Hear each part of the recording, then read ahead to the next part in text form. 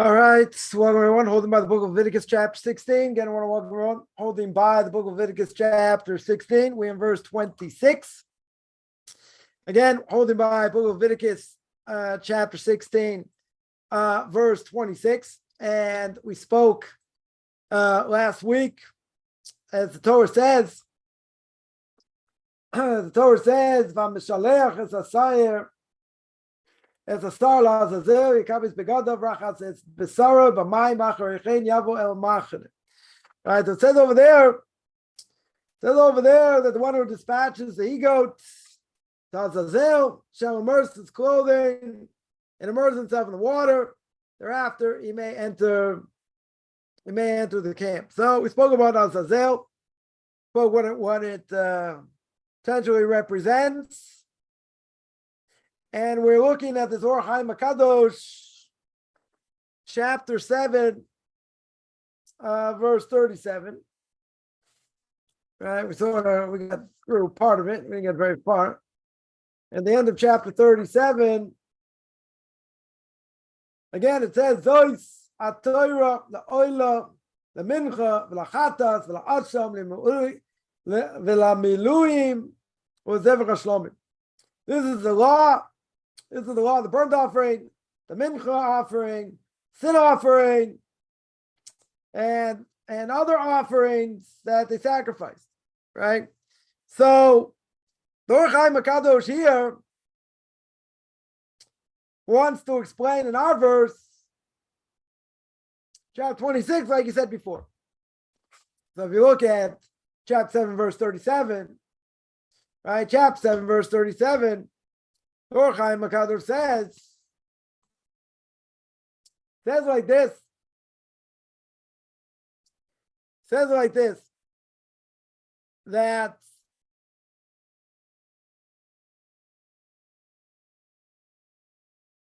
we're talking about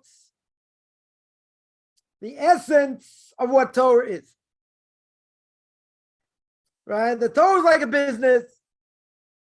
We have to look at Torah like a business in the sense where we mention the morning blessing we make, the blessing over the Torah. We say, God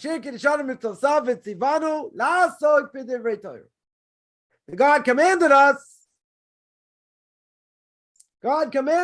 not to learn Torah, but that Torah should be our ace. Should be the most important thing in our lives. Be like a business. Like we run a business.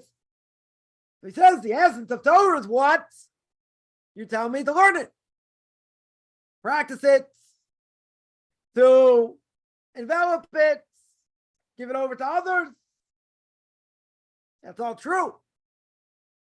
Comes on the Or Chaim HaKadosh. The Or Chaim HaKadosh says, you know what the essence of Torah is? Spark. Spark in a person. So he says the essence of Torah is what? Is getting out the sparks of holiness that fell in the world.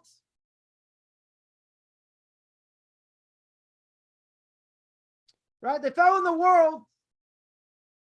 And somehow these sparks of holiness essentially lose their spark in some way.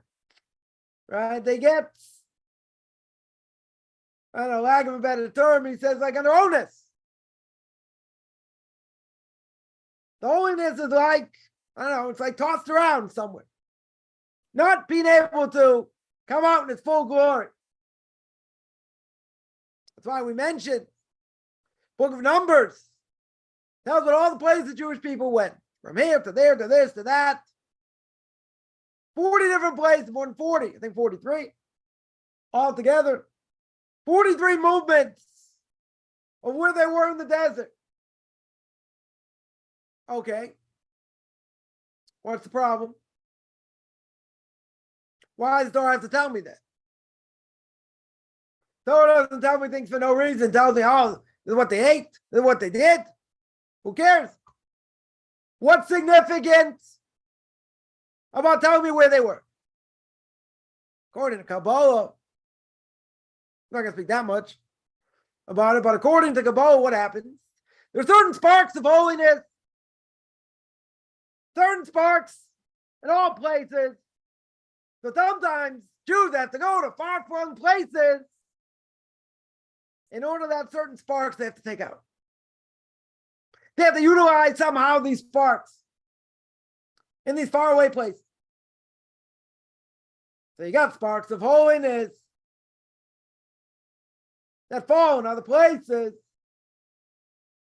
And there's an obligation to return them exactly the way they were. To make them whole again. You're going to say, what's going on? A little bit touchy-feely over here. You're going to take these sparks. They somehow, I don't know, got messed up in different ways. Now we're going to return them the way they were. We're going to sanctify the place. Maybe learn Torah there. Maybe do other mitzvahs there. Whatever it may be. In order to bring back the holiness of what it was. Does that mean that place is going to turn back, be a great place again of Torah mitzvahs? Not necessarily. What does it mean? It means you're doing something to sanctify that. To clarify, these sparks, return them as they were. Right? Very interesting idea. Going to return them as they were. We're going to say, how can it happen if they fall in certain places? They sort of get messed up. How can holiness get messed up? I'll tell you. If a person, non-Jew, wants to convert to Judaism, right? We mentioned this before. And not just because they came out of Christianity or paganism, they thought about it themselves and this and that. That's part of it. But why would they ever come to that? Because they have the spark of a Jew.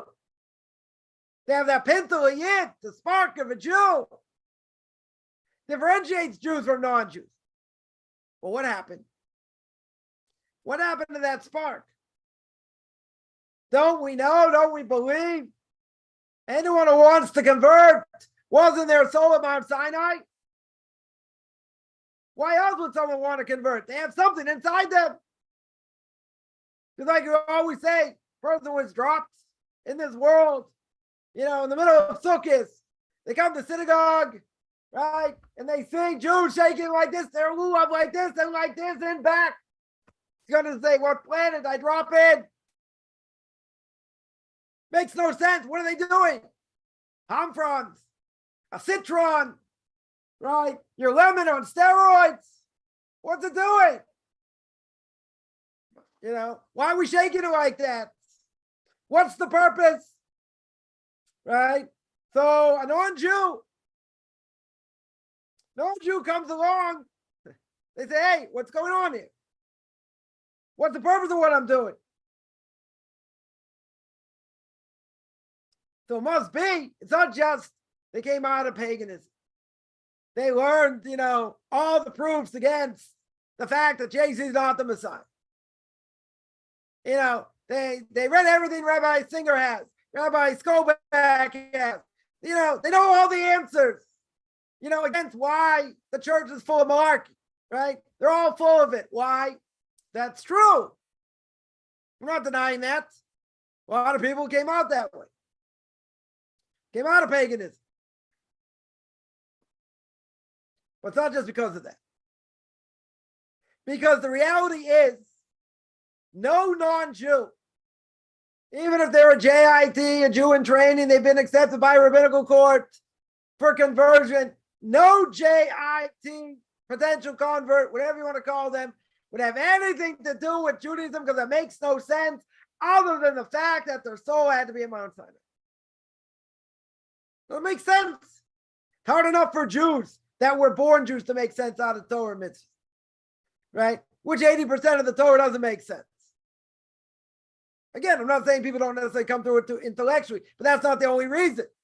Because there's something lit up inside them. What happened? Their soul originally was Jewish. We're not going to go into Kabbalah here. Their soul was originally Jewish, became non-Jewish. How did it happen? Into marriage. That's how it happened, assimilation. So that soul for whatever reason, that was Jewish, threw into marriage assimilation. Now it's not Jewish.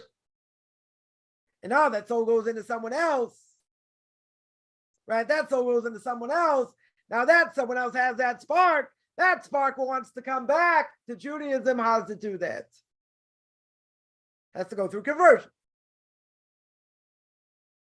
But for a non-Jew to want to come to Judaism, doesn't matter, touchy-feely, intellectual, they came to it, came out of paganism, Christianity, whatever, part of it. But to want to embrace it and do it, seemingly where everything looks upside down and everything looks hard. The mitzvahs are what they are. Then you got to learn Hebrew, you got to learn how to pray, go to synagogue, be totally lost for a long time. Not a short time, for a long time. Then you start learning Hebrew better.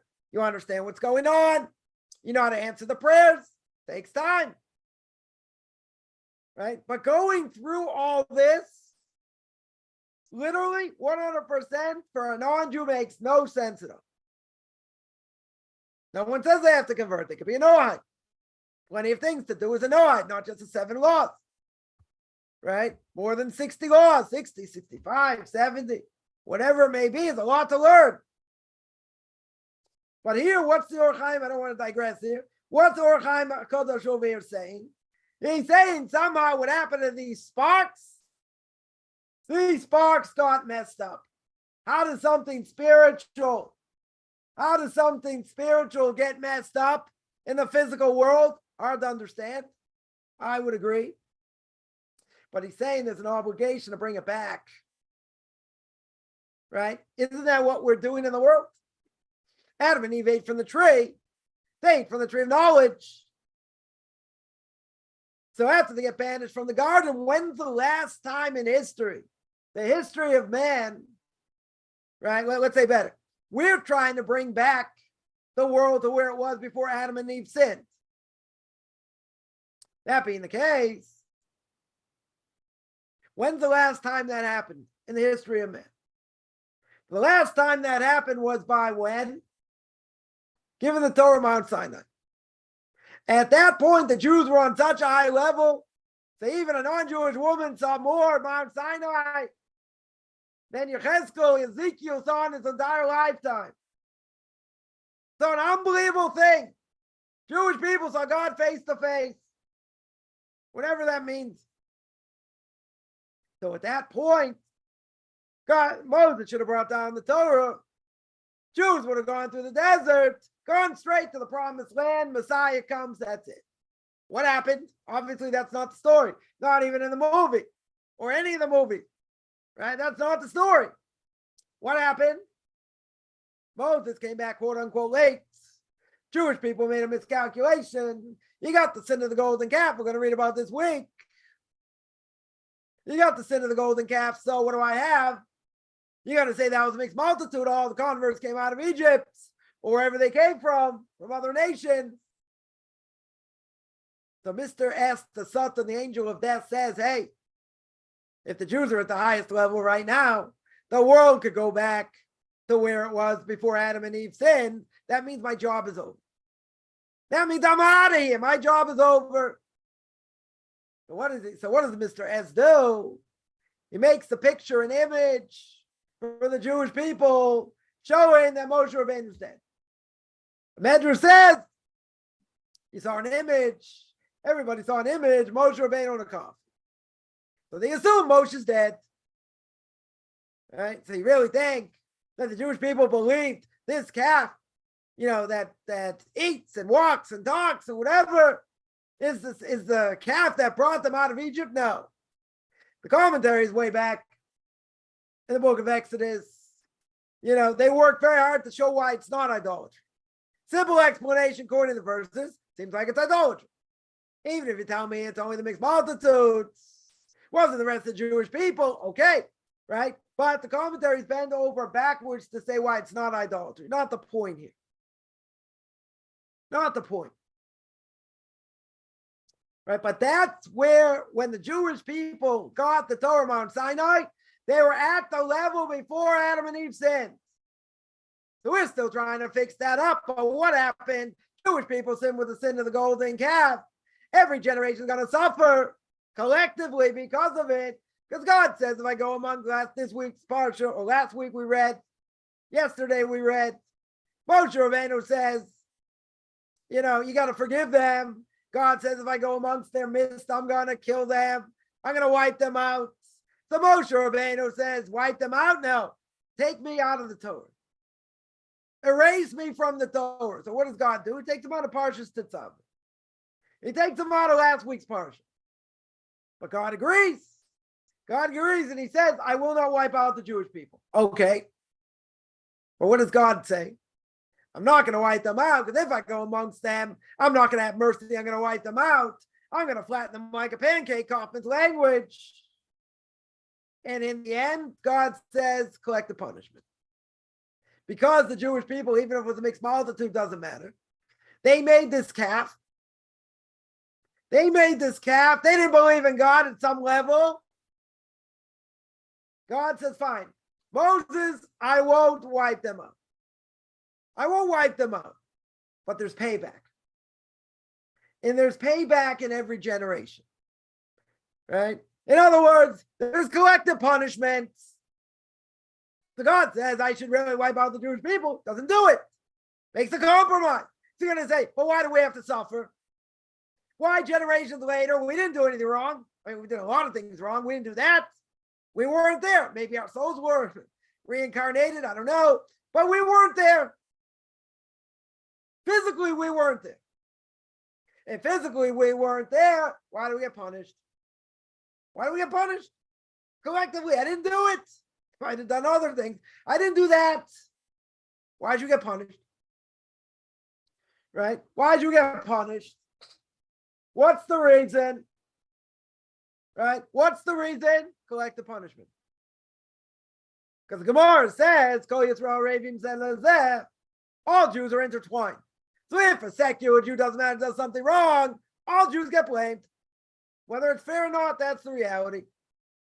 You ever hear of an Italian doing something wrong in Brooklyn? Brooklyn! Right? Does something wrong in Brooklyn. And then people say, burn down Italy, no more cannoli. Never. Never. You don't hear about the Chinese, maybe sometimes you do. A lot of racism out there. But in general, by the Jewish people, totally different. Totally different. We are intertwined with everyone else. Doesn't matter. Somebody does something wrong, religious, secular, if it's religious, it's worse.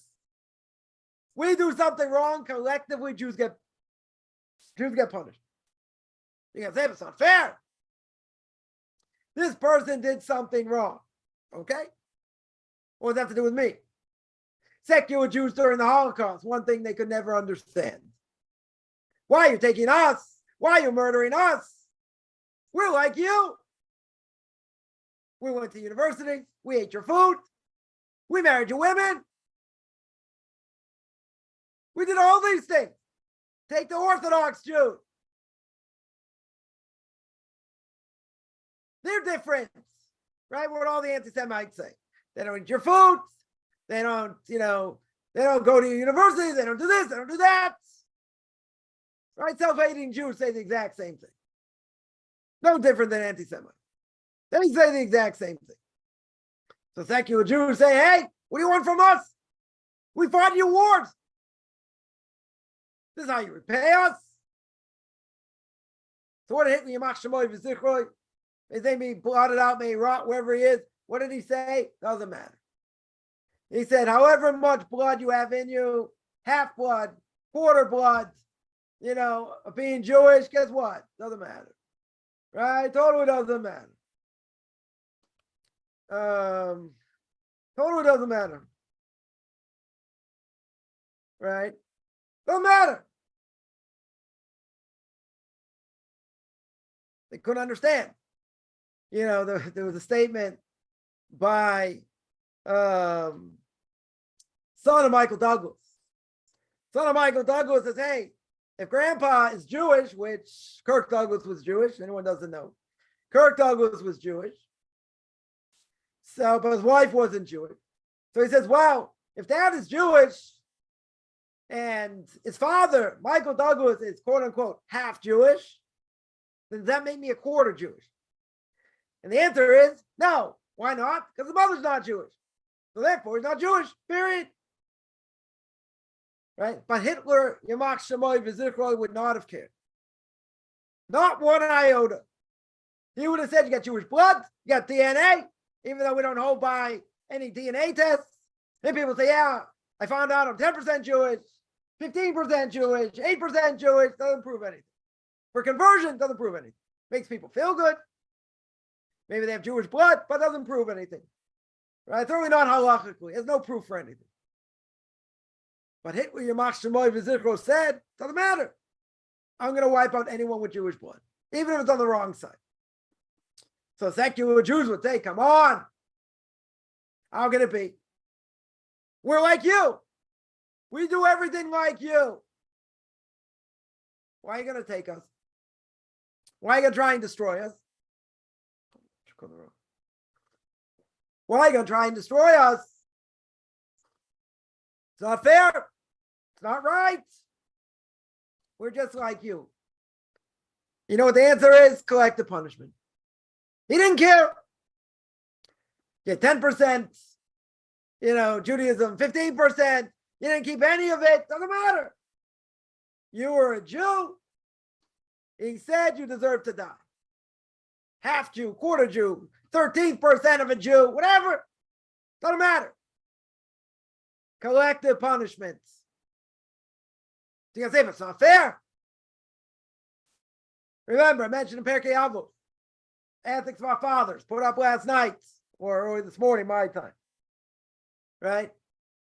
Life is not about being fair. Let's wipe that out from our vocabulary. It's not about what's fair or not fair. God judges how he judges. Measure for measure, we may never understand. It doesn't matter if we do or not. We understand God is just. God does what he needs to do. He runs the world. But you're going to say, I didn't do it. If I didn't do it, why are we getting punished? And what's the answer? Because there's collective punishment, which doesn't exist by any other nation in the world.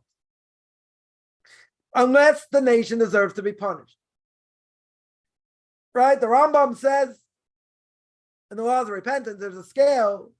Scale is always going up and down from the side of good to the side of bad.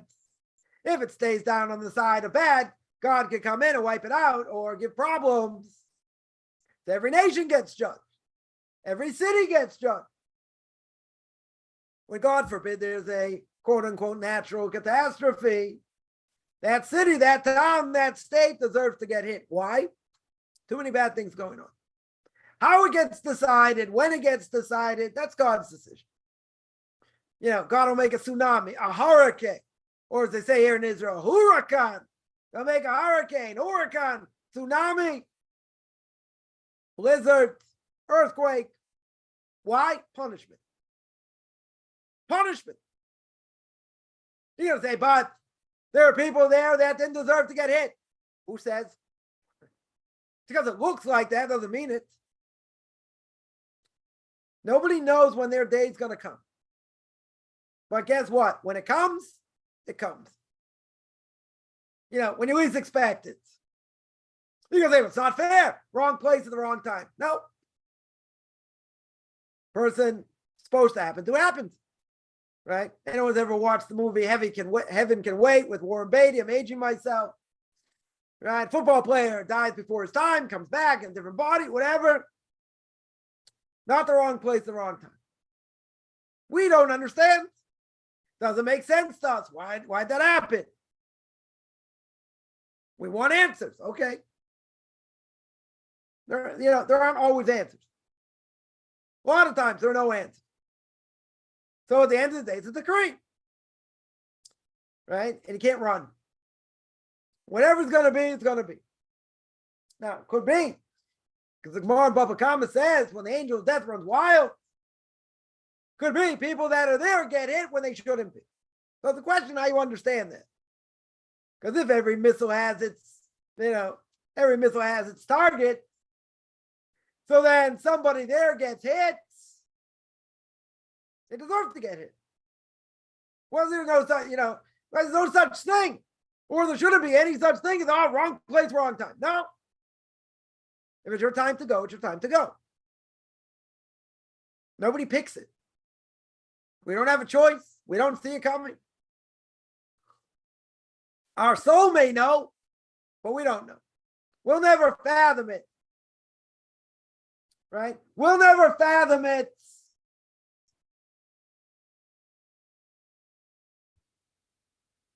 So what's the problem? We want answers.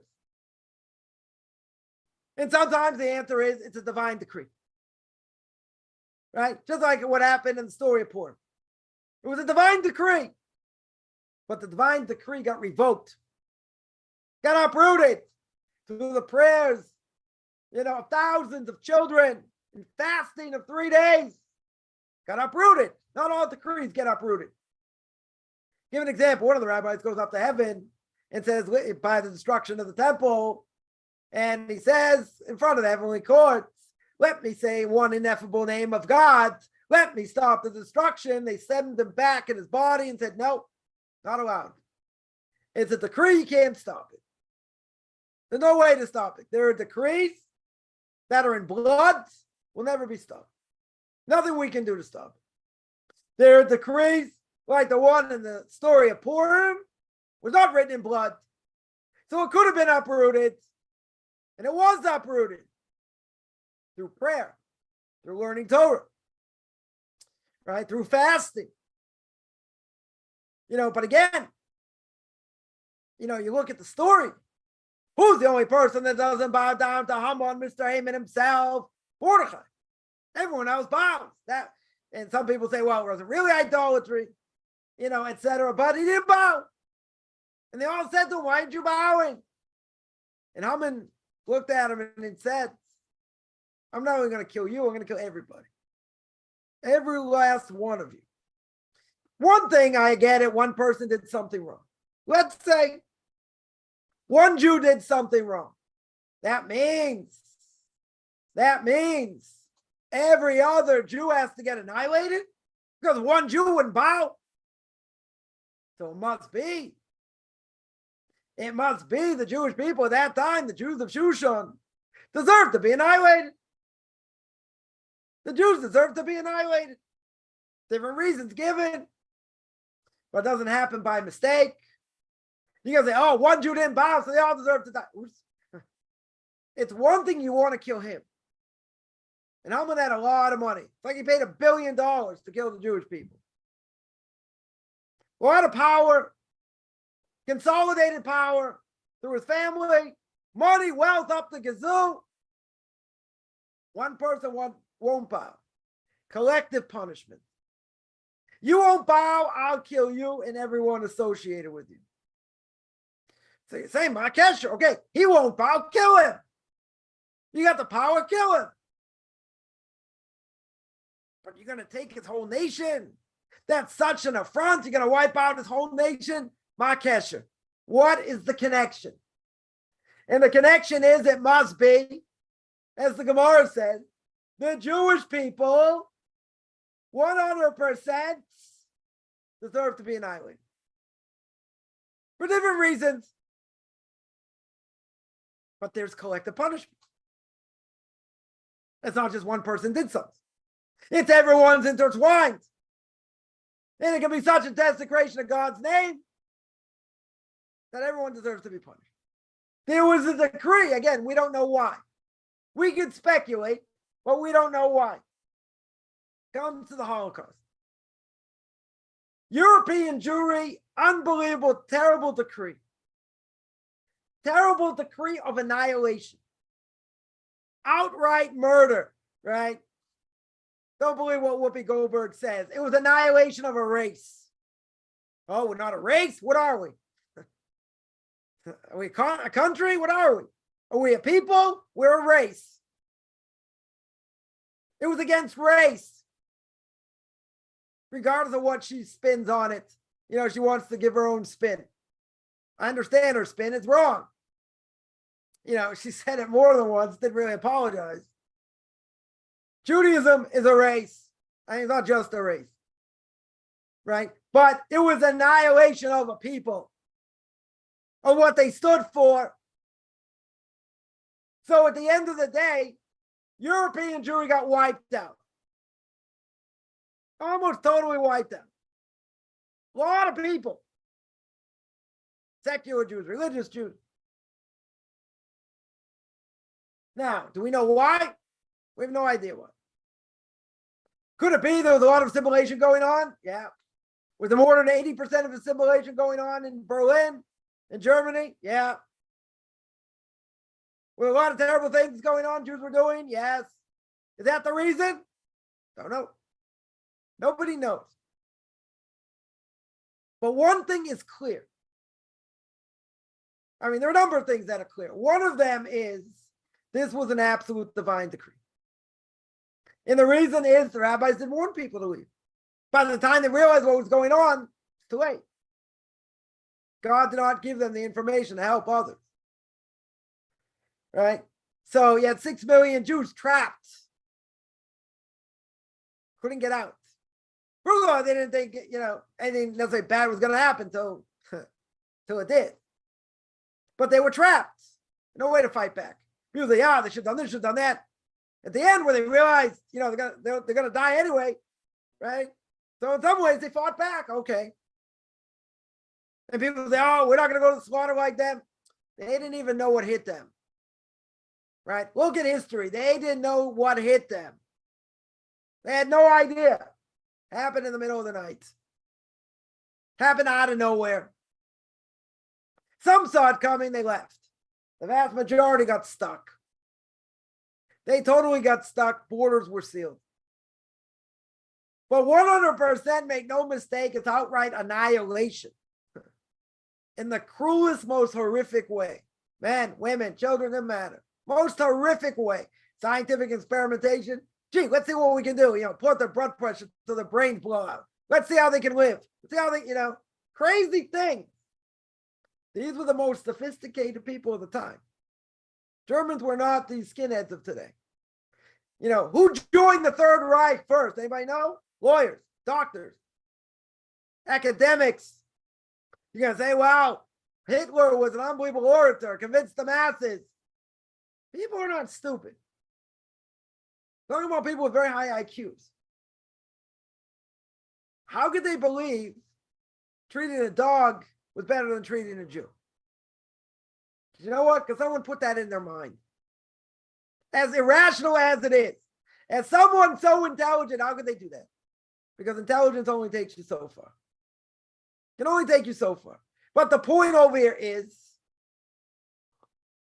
that 100% was a divine decree. And that divine decree was written in blood. How do I know? Because all these people died. Annihilation. Is that what God wants to do? No. But there was punishment for what we don't know why.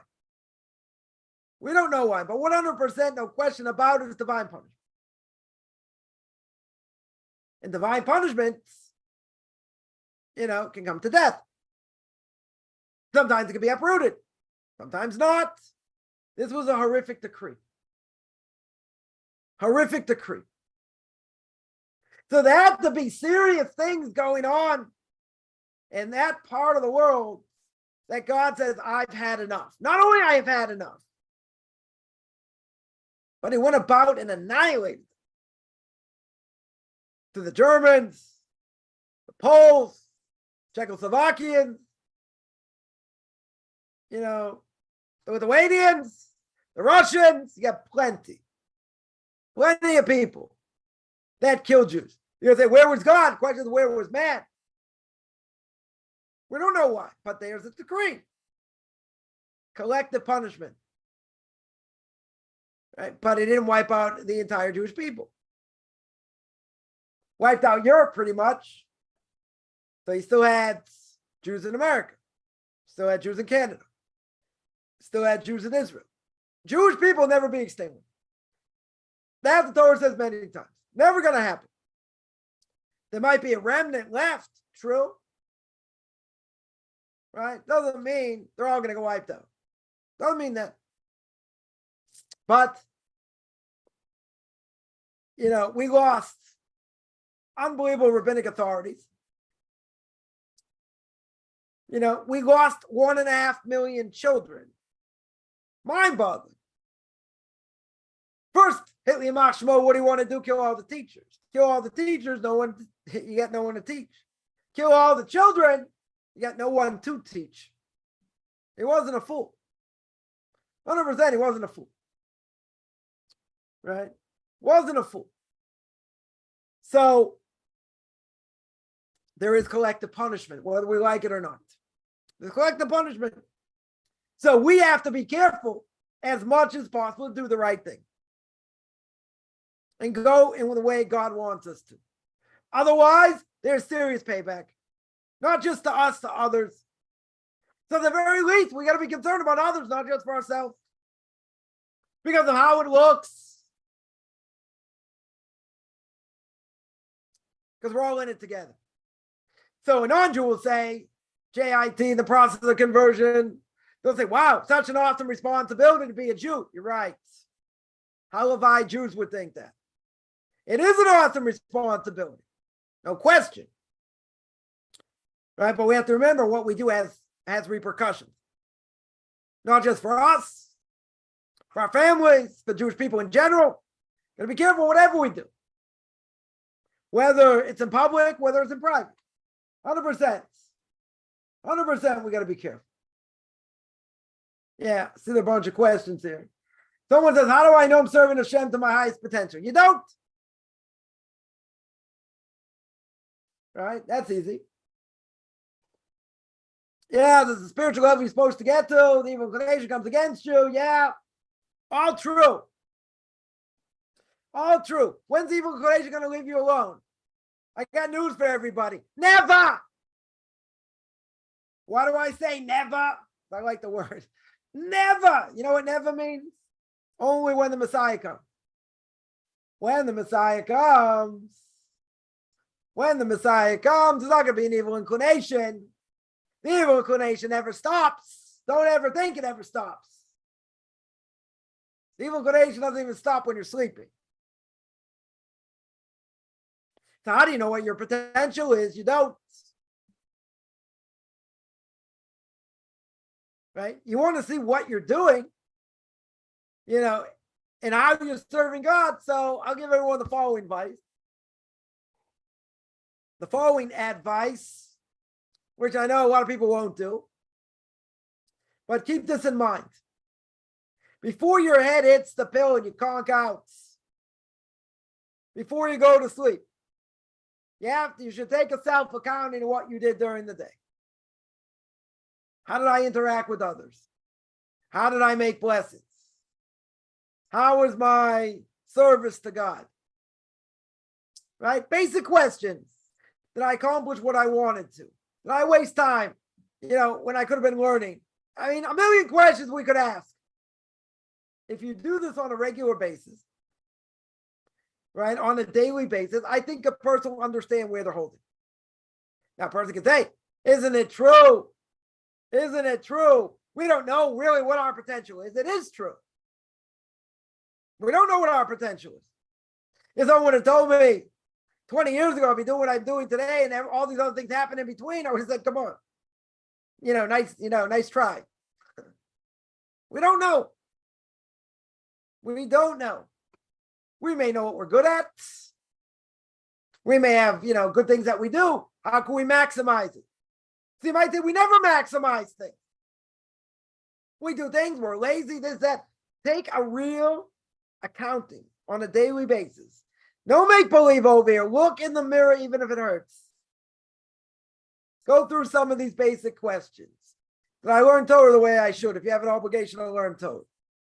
Did I, how did I do in speaking Lashon Hara? How did I do in making blessings? How did I do in praying? List goes on. Kind of very depressing list over here, right? In many ways. You're going to say, well, I did the best I could. Again, let's reanalyze. Let's be a little bit nitpicky. You really prayed the way you should? Weren't you skipping around? Weren't you, wasn't your mind wandering? That wasn't prayer. You were saying the words, but that's not prayer. See, I could nitpick here till tomorrow. I have a field day over here. Every last nook and cranny. You really did this well. You really think you did this well? You won't get out of bed. You have nightmares. Not my fault. You're listening, right? You have nightmares. Why we have nightmares? Because you're going to say, how could I ever reach my potential? How could I ever reach it? It's impossible. We always know, somebody points out, very true. We always know we can do better. Isn't that depressing? In a certain way, there's always room to grow. And a person can never rest on their laurels just because they did it yesterday and the day before. Totally not. Every day is a new day. Every day is a new day to serve God. Sometimes it's better, sometimes it's worse. I'm into it, I'm not into it, it's hard, it's easy. Every day is a different day. Do we fail at a certain level? Yeah. Can we do things better? Always. Isn't that depressing? We can always do things better. So how can I reach my potential? You got to keep plugging. That's what you got to do. So, someone there points out, Chaim Donovan says Jews do not constitute a race. Race of biological designation. All right, whatever Jews are. Whatever they are. Some people say they're a religion. Some people say they're a race. Whatever they're considered, the point was they are singled out.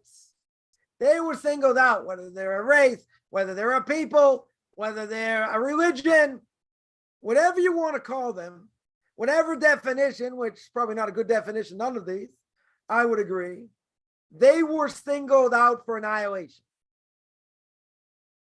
According to Ms. Goldberg over here, no, they weren't, really. Open up your eyes. Go learn something. Get half a brain, you dimwit. They weren't annihilated. It wasn't them. They weren't annihilated. They weren't singled out. What are you smoking? Of course they were singled out. Everyone says they were singled out, maybe except her and Holocaust deniers. Gypsies weren't singled out? Yeah, they also were. To a certain extent. Homosexuals? Also to a certain extent. Not as much as Jews. Doesn't matter what you want to call them. You want to call them a race. You want to call them... Doesn't matter. They were systematically called out. Period. Right? So, someone here says, right, if we're honest with ourselves, we can always do better. That's depressing. That means we never do what we're supposed to do 100%. We're always lacking. True. But you have to try. You have to put your best foot forward. You have to work hard. But if we're really honest, we understand this. So we're really reaching our potential? Doesn't matter. We have to keep going. We have to keep plugging away. Even if we fail at certain things. Am I reaching that potential of not speaking Lashon Hara? No. What about anger? What about being conceited to a certain extent? What about what about being a miser? People got miserly genes. They want to help out others. They want to keep the money in their pocket. Okay? Right? We have a lot to work on. Can never rest on your laurels. We don't know if we're reaching our potential or not. So you want to stop? Just give up? And say, well, I'm never going to reach it anyway, so what's the point? Point is, you got to keep going. No matter what God throws at you. No matter how tired you are. No matter if you got 2 hours of sleep, God says, shut up and eat the matzah. Says, shut up and pray. I don't care if you're half asleep. That's what you got to do. But it's hard and it's this. Okay, I didn't tell you to, to drink soda before you went to sleep, and then now you couldn't go to sleep for hours, because your mind was still racing and all that. I didn't tell you to do that. Yeah, but I was thirsty and I wanted some soda. Okay. So now you're paying the price. Now you got 3 hours of sleep or less. And now the alarm clock goes up. Got to get up, got to get dressed, got to go, got to start my day. How do I start my day? By prayer. But I'm half asleep. Doesn't matter. Probably not going to have too much intention. Doesn't matter. There's such a thing. Mitzvahs don't need intention for most things. You got to do it anyway. But it's the same words. I'm not, I don't have so much intent. Doesn't matter. You got to get up and you got to do what you got to do. right? If you're a Jew or you're a Jew in training, that's what you got to do, more or less. For a Jew, you got no choice. You like it more, you don't like it more. So what? Tomorrow's a fast day for everybody. Right? 13th of Adar, sun up to sundown. A lot of people, myself included, do not like to fast. Okay, sun up to sundown, not so bad. Right? Not really so bad. It's easier. It's not as hot like in the summer. I get the fast of the 9th of Av and the 17th of Tammuz. It's hot. Right? It can be hot, it can be humid. It's a lot harder, true. Some people, fasting affects them in different ways. Doesn't bother them, okay? Right? Tomorrow's a fast day no matter what. Now, it's a more lenient fast day in many ways. But you still got to fast. And people get headaches and people are tired and, and all that. They don't learn as much. They fall asleep while they're learning because they don't have energy. Okay. You know what God says? You got to fast. You got the obligation to fast. Doesn't care. If you're not obligated to fast, different issue. Person got diabetes, got other things. You're not obligated to fast. Very good. Right? Bottom line, so what? Right? Everyone else got to fast. Right? They got to fast. That's it. Doesn't matter what we think or what we like. Remember, it's not about what I want. What God wants. He wants me to fast. Rabbis tell me I have to fast on Purim. The day before Purim. Okay? Sun up to sundown. Okay? Not as bad, not as long. Okay? At the end of the day, you're still going to feel weak. Different things. But then, after the fast, you get into the spirit of Purim. Different things. Fine. You got to think about what went on. You got to internalize the message. But it's not like everything we have to do. We say, oh, wow, I'm so excited. I can't wait to fast. 27 hours, beautiful. So excited to fast. Our obligation. How many people comes, Purim's a month before Passover. People are thinking Passover by Tu B'Shvat a month before. Start cleaning anywhere there's 11 products.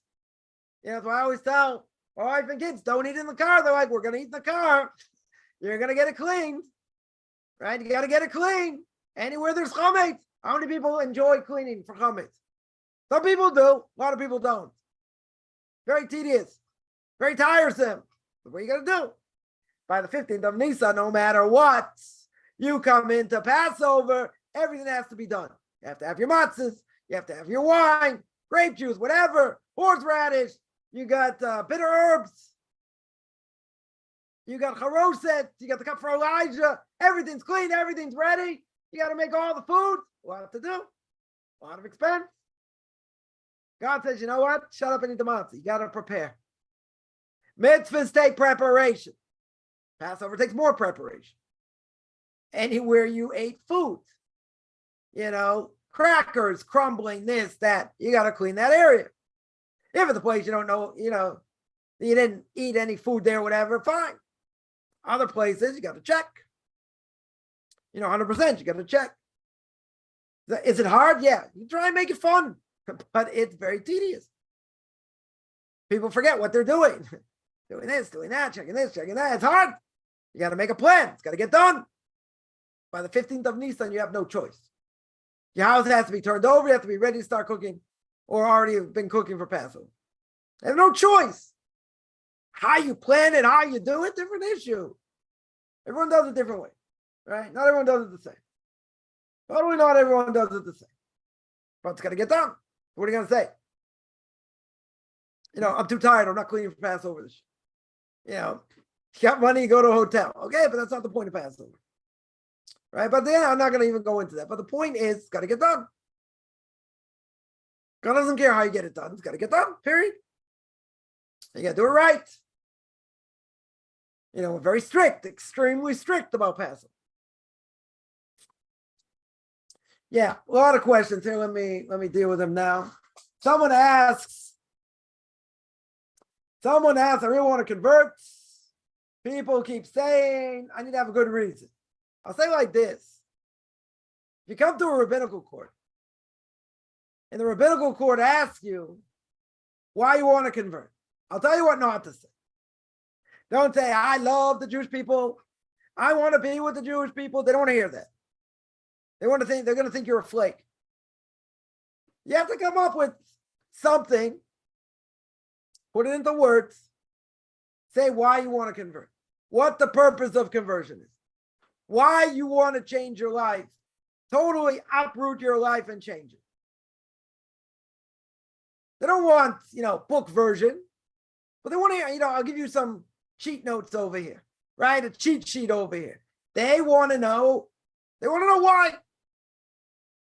Not just says because I believe it's the right thing. Why? Why do you believe it's the right thing? Right? You can be an Noahide.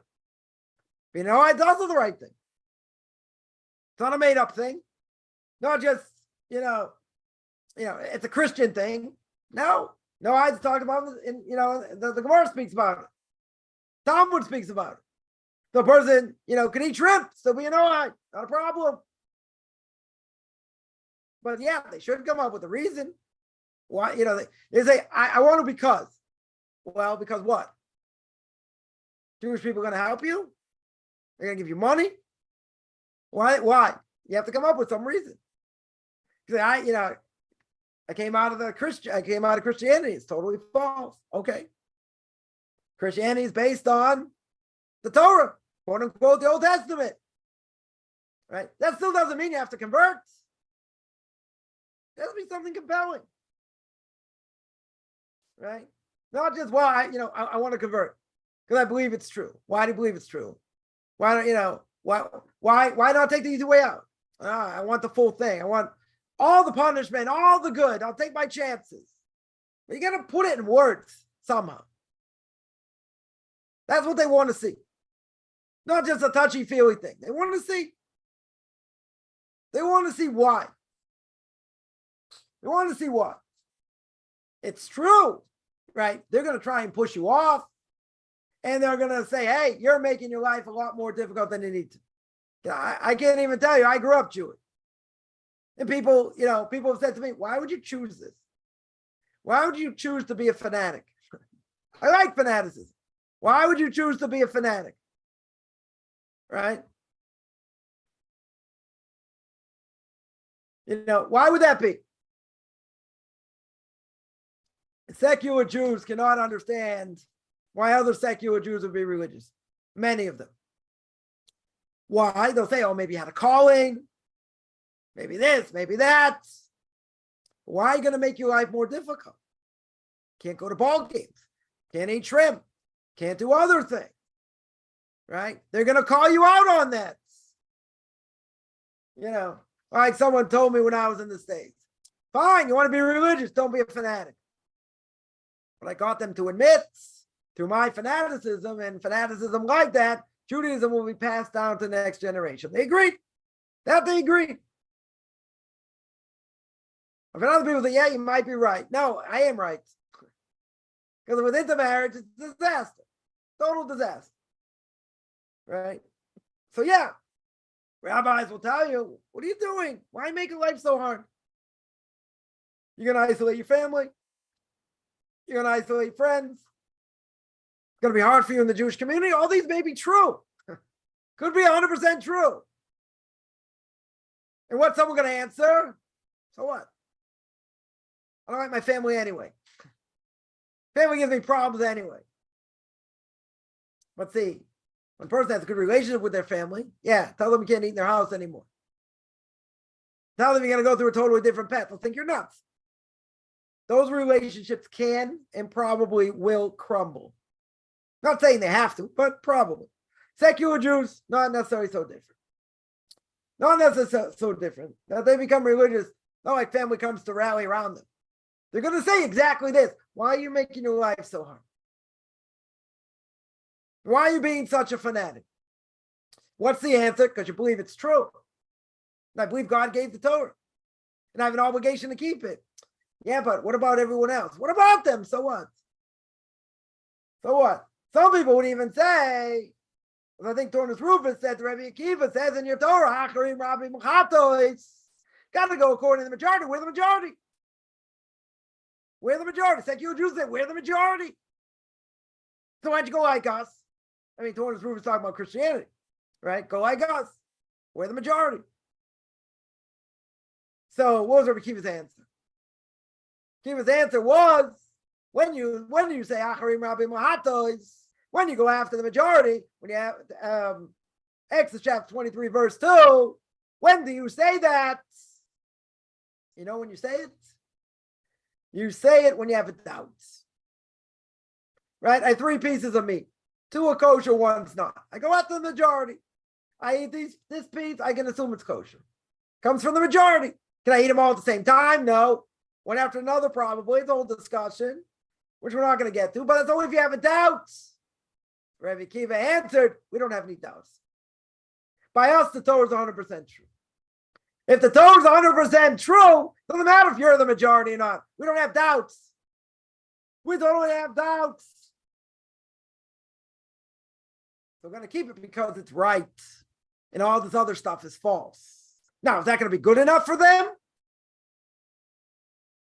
Everyone's going to say what they need to say. That no matter what, they're going to do what the Torah says because they believe it's true. They want nothing more, nothing less. And if the rabbis tell me I have to move to a different community, and they tell me I'm not going to be able to convert till after the holidays and this and that, what's your answer? You'll do whatever they tell you to do. That's the answer. You're not playing games over here. You're not in control. You're on the outside coming in, but you tell them, you give them something why you want to convert. You don't just say, well, it's in my heart. What? No matter what's in your heart. You can say I'm 10% Jewish. Also doesn't mean anything. It has to be something based on something.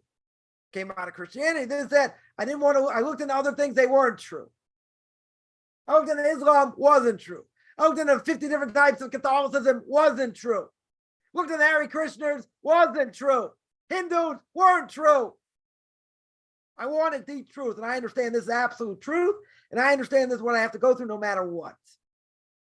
No matter if the community gives me a hard time, rabbis give me a hard time, family gives me a hard time, livelihood gives me a hard time, sickness, all kinds of things. God, I'm coming straight to you, doesn't matter.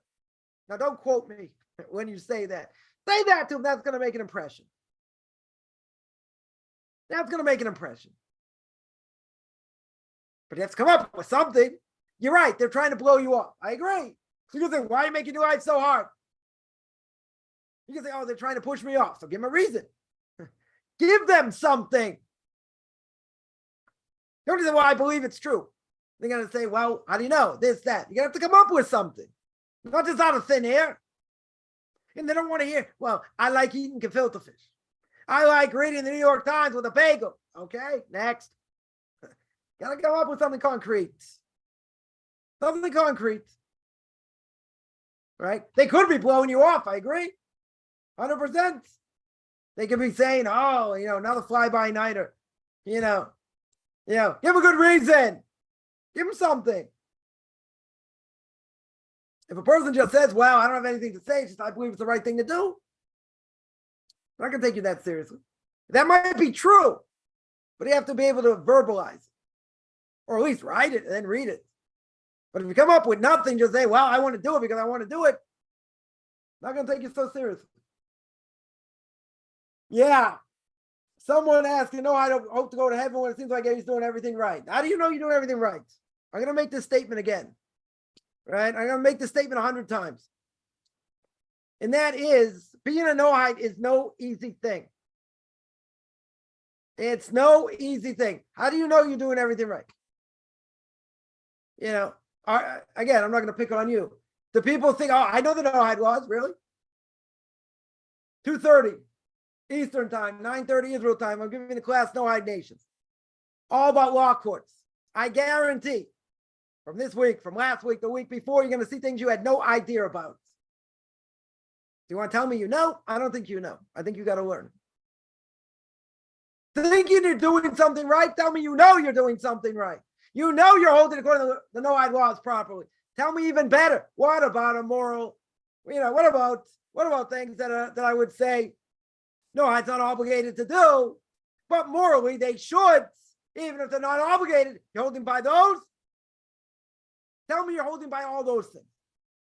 When you tell me holding by all those things and you're really a complete person doing everything right, call me. Who says we're doing everything right? Didn't we just say there's plenty of room to grow? A lot of room to grow. I'm going to say I'm doing everything right. Worst thing a person could say. Because God is going to say, really? You know, Mr. S comes on and says, hey, this woman says he's doing everything right. Very good. Let's see. Let's open up his file, her file. Let's see. According to a fine-tooth comb. Let's see what they're doing. Who's going to pass that test? God's going to go through a fine-tooth comb. Everything you did. You're going to pass? Good luck. God's going to scrutinize like that. You're in trouble. We're in trouble every Rosh Hashanah. That's when we want our file opened. We don't make statements and say, oh, I did this right. God's going to reward me. Never make such a statement. Worst statement almost a person can make. It's like saying a person says they prayed well, God's going to answer my prayers. Then his file gets open. You don't want your file open. That's one of the worst things the Talmud says. It's called iyun tefillah.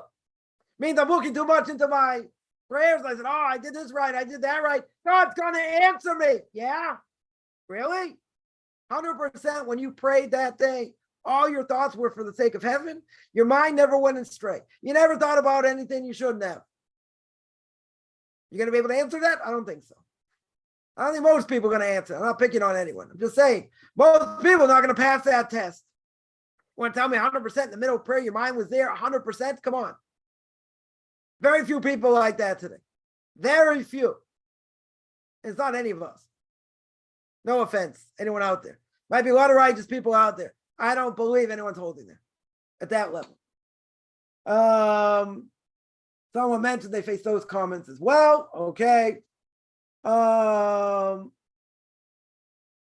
says, I've been held against me as black since I was 12. Okay. It's hard. Right? Person wants to go through this process. Person of color. It's doubly hard. One is you want to go through conversion. That makes it hard. That's the first thing. Person of color, same thing. Makes it more difficult. Right? And someone part of my class this number of years, Native American. Okay, they don't necessarily look Native American, per se, but they have a lot of Native American blood. Both sides of the family. I think.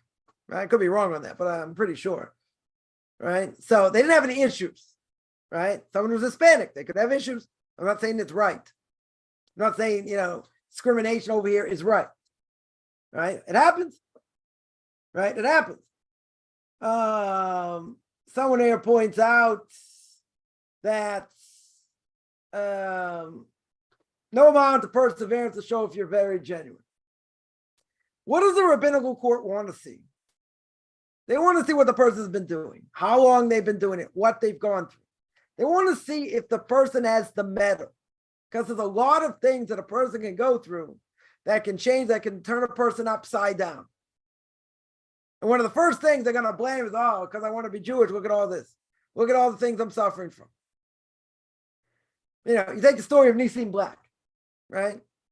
Nissim Black, came to Israel. Didn't ask my opinion. That's okay. Came to Israel. And if he would have asked me, I would have said you would have been better off staying in America. Because other Orthodox communities, are biased. They can be biased against black people. I'm not saying it's right. Right? I'm not saying it's right. He had trouble getting his kids into school. Eventually moved to a different community.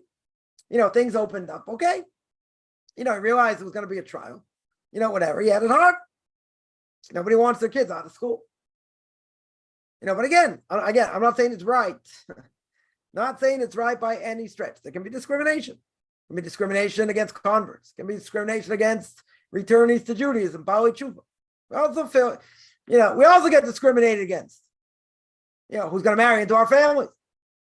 Some people FFPs, they're religious from birth and they're married into my family. Okay. We don't want them anyway. Haha. Right. Some people want 3 generations of family purity laws observed. No real source for that, but okay. They want to protect their pedigree. Okay. Again, doesn't have a real source, but people can say that. Okay. They'll never marry into my family. So I'll find other people like my family that I'll marry into, which we have, beautiful families that mesh together. So is there a certain level of discrimination in a lot of ways? Sure. Is it right? Again, I'm not saying it's right. People in this process 100% have to have thick skin, real thick skin. I've had people tell me, Jews, not non-Jews, Jews told them this in the process of conversion. Why are you doing this? Why are you doing that? You're not even Jewish yet. Trying to flatten them like a pancake. What? I don't do this. You think you're better than me? You're not even Jewish yet. Isn't that Lashon Hara? Isn't that reminding someone of their past? Isn't that forbidden? Forbidden. Why are they saying it? They feel threatened. Oh, you're doing this. I don't do that. So what? You think you're better than me? You're not even Jewish. Don't ever say that. That's called onus devarim, right? That's speaking negatively against the person, and flattening like a pancake. That is forbidden. 100% forbidden. But someone told me this. What happened? People told them that. Jews, not non-Jews. They had different problems with non-Jews, right? But Jews feel more threatened. What? You think you're more religious than me? You think you're holding higher than me? You're not even Jewish yet. Yeah, that made the person feel really good. All about being all-encompassing and helping non-Jews in the process of conversion, flatten them like a pancake. You're no better. You're not even Jewish. Come on. Is that right to say? Everyone's going to say, of course not. Why'd the person say it? Because they feel threatened. They think, oh, I'm not Jewish enough for you. You're doing things that few people do. Whatever they do. Whatever they do. It's their choice. But they feel threatened. They feel threatened. Yeah, let me see else.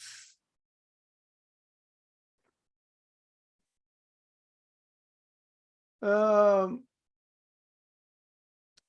mentions 2 levels of loving God, right? One is the reward, obviously, we're going to get. Other is like love being based on what?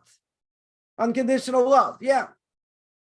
Isn't there a mitzvah in the Torah? Not many, many, many times that the Torah says you're not allowed to cause pain to a convert.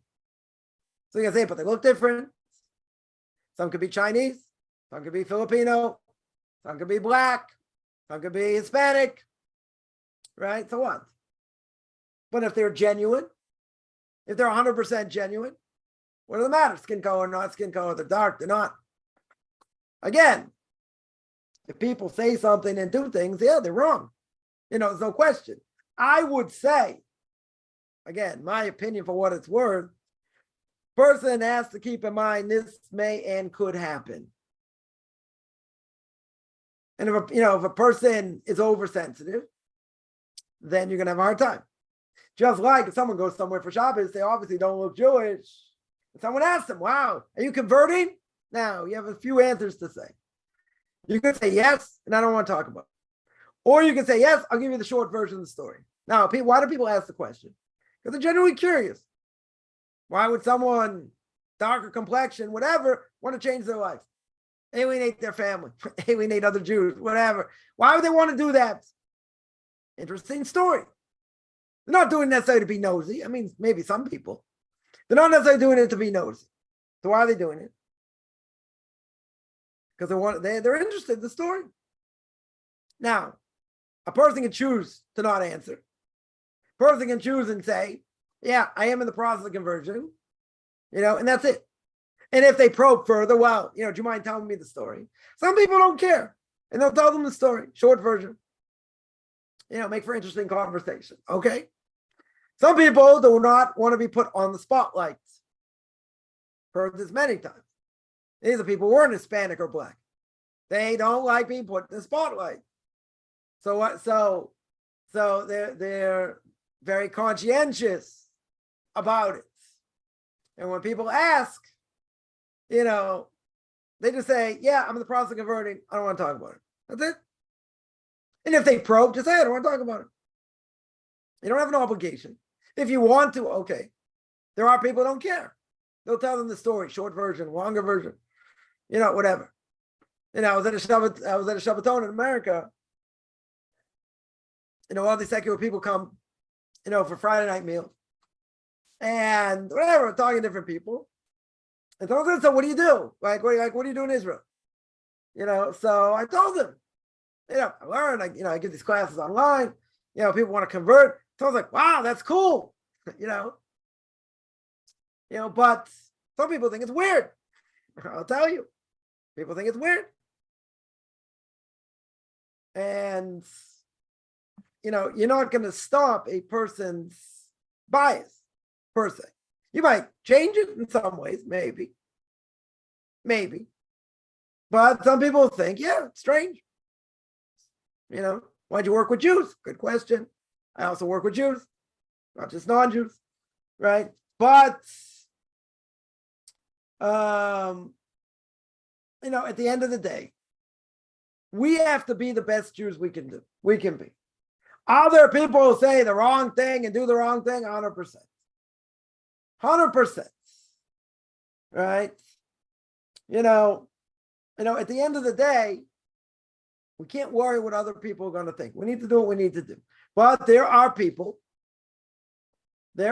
say things they shouldn't say, do things they shouldn't do. So I say, don't mix up Jews and Judaism. Just because they said it because they're a rabbi, doesn't mean they don't make mistakes. They can certainly make mistakes. Right? There's no question. At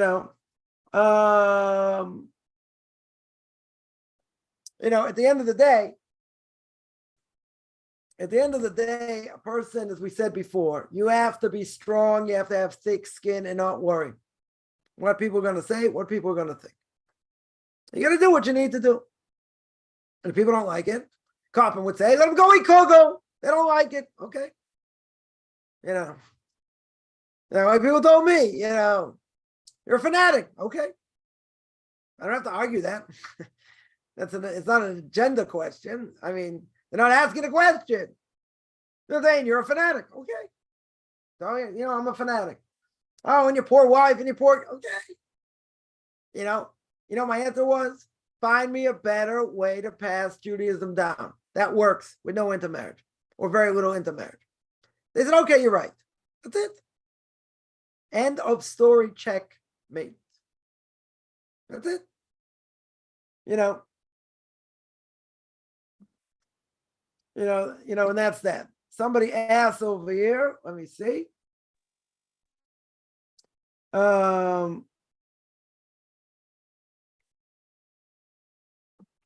Someone asked, is feeling offended but not showing it equal to being angry? Yeah, you're holding it inside. When a person holds anger inside, doesn't it mean they're angry? Even if you don't vent it out. Some people say it's better. It's better. I didn't get angry outside. Very good. But where are you angry? Inside. So isn't that transgression of being angry even if you don't verbalize it? You're going to say, but you're not penalized by your thought. Sometimes you are. Certain things you are penalized by your thought. But everyone agree. Psychologists would agree. I'm not saying I'm a big fan of psychology, but they would agree that if you boil it, if you're all boiled up and you're angry on the inside, guess what? You're angry. Even if you don't say anything, but you're all cooked up. You're all cooked up. So if you don't show it, you're still angry. What's the difference? Right. So if you don't show it, you fake it very good. Well, that doesn't mean you're not angry. A person can still be angry without verbalizing it. Still be there, and that's worse. In a certain way, that's worse. Why? Because you got it all inside, then it's go burst. I know people like this. They don't show it, but they're boiling angry, and eventually it just comes out. Like in certain ways, it comes out. It's bad to keep it inside. It's bad to scream it out also. Right? It's catch 22. But at the end of the day, it's better, at least, if you keep it inside too much, you'll burst. 100%, you'll burst. And that's definitely not good. Somebody says, why does the Gemara say revenge, whenever it is consumed, is supreme and most moral value?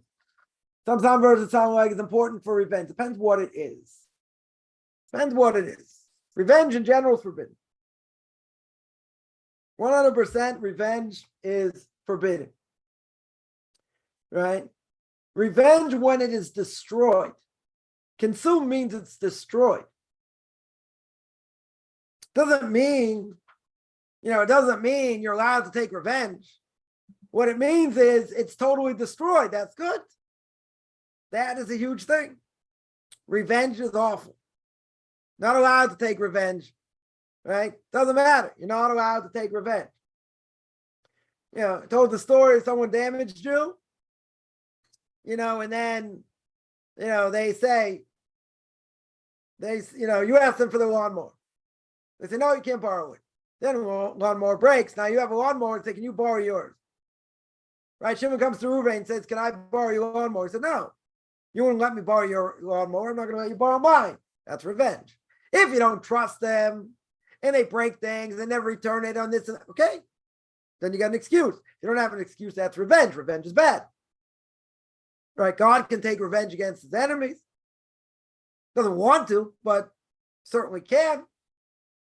So that's because he has to dictate and give out judgment when people go against it. So in such a case, when vengeance gets ripped to shreds, so that's a good thing. That means vengeance is no longer here.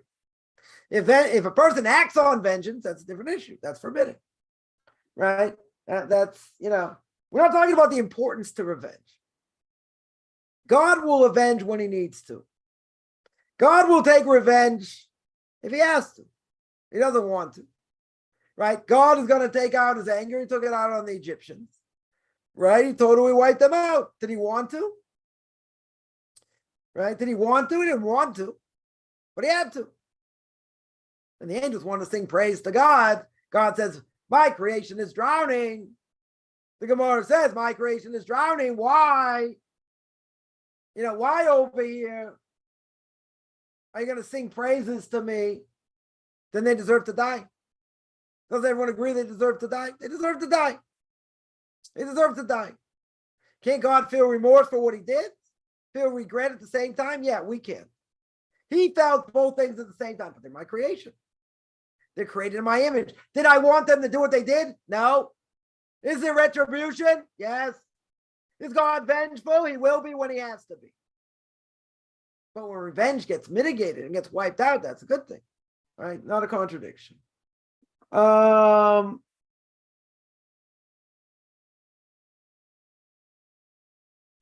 asked, what is real egoism? In short, real egoism means that you think you're no better than anyone else, even by God. Or you think you're God himself. Egoism means I do everything myself. I don't need anybody else. I'm the self-made man. I do whatever I want. I don't need anyone else. In other words, you're excluding everybody else. You think you do everything yourself. Well, you don't. God's the one in charge. Right? But you think you're greater. Not only that, in the ways of the righteous. If you look at the book, The Ways of the Righteous, very beginning talks about being conceited. And he says all bad character traits emanate from that, from egoism, because you don't let in goodness. You think everything, goes around you. Yeah. What's real egoism? Sports players. They think they're God's gift to the world because they've been pampered their whole lives. They've been pampered. So they think they're God themselves. And they think they can do whatever they want. That's egoism. So God puts them in their place. They think they're greater than everybody else, including God. They don't, that's what it is. It's placing themselves first above anything else. That's ego. I don't need anybody else. People are beneath me. I don't have to help anybody. Let them fend for themselves. That's one aspect, right? There are other people that, they think, I heard someone say this, I became who I am despite my parents. So that means you gave birth to yourself. You took care of you took care of all your needs, when you were a kid. You changed your own diapers. You served your own meals. You did all these things without your parents. I know what they meant. Might not have grown up, in such a great place, whatever the case is. I understood what they meant, but what are they saying? It's all about me. Isn't that someone who's narcissist? It's all about them. They don't hear anything you say. It's all about, when I did this, that. They may listen to drop what you say, but they don't care. That's ego. That's ego. I'll do what I want, when I want, how I want. I don't care about the repercussions. Who are they thinking about? Themselves. Can't tell you how many times I heard certain things. I'm going to do what I want. People don't like it. Well, you fill in the blank. That means that who do they care about? Themselves. But you're going to say, does everyone do that? No. People have compassion for others. They have compassion for what people think. They don't want to tread too far on somebody, causing damage and other things, because they think about others. Isn't our responsibility as humans to think about others? But you're going to say, there's a Mishnah in Sanhedrin. Mishnah in Sanhedrin says, for me, the world was created, i.e. for me and not for you. Everything revolves around me. Very good. Me, myself, and I, my civil complex, all of us together. Everything revolves around me. Isn't that true?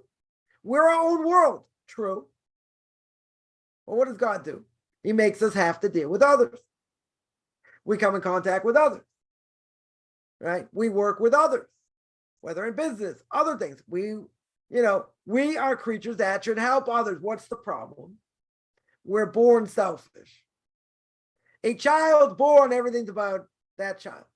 They scream, they want to be fed, they want to be changed, whatever it is. It's all about them, and it gets worse as they get older. It gets worse, right? Nonetheless, what happens over here? So they have to be trained. Kids have to be trained to be able to share. They have to be trained to help others, to work together. This does not come automatically. Why doesn't it come automatically? Because we're selfish beings. We think about ourselves first, more than anybody else. That's why when a person gets married, a husband has to treat his wife better than he treats himself. He's got to love her more than he loves himself. What's the problem with that statement? Everything. Nobody loves anybody more than themselves. We're conceited to a certain extent. I'm going to look out for someone else. Do things for them I would never do for myself. Come on. It's the guy talking. Why would I do that? That's what you have to do. You have to give more than you would give for yourself. Even if you wouldn't do this for yourself, you do it for your spouse. Obviously within reason. Right? But we're selfish human beings. I can tell you, I've seen it in many ways. Many ways. I saw, seen people with money or connections to a lot of money. Guess what? They're not interested in helping anybody. I heard a story. Someone very wealthy belonged to a certain country club. Part of the, in order to get into this country club, we have to show you've given a certain amount of money to Israel. Okay, that's worth something. It's worth something.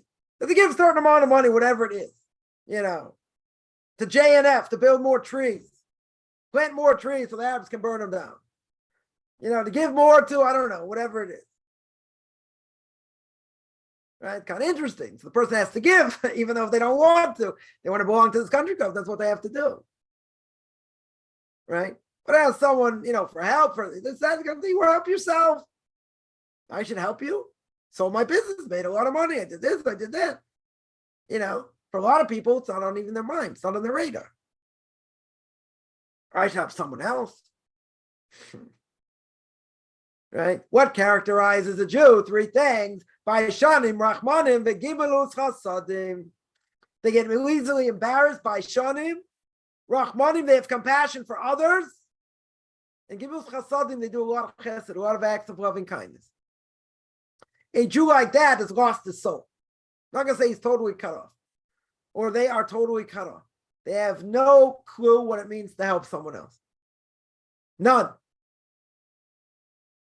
Because they don't. They just don't.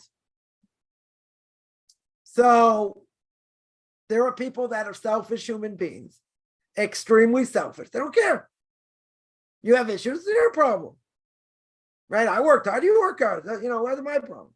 So you had bad luck. Okay, so what does that have to do with me? I should put my hand in my pocket? Come on. Why would I do that? Forget about it if your family and this and that. Why would I do that? There are people that have no clue at all. None.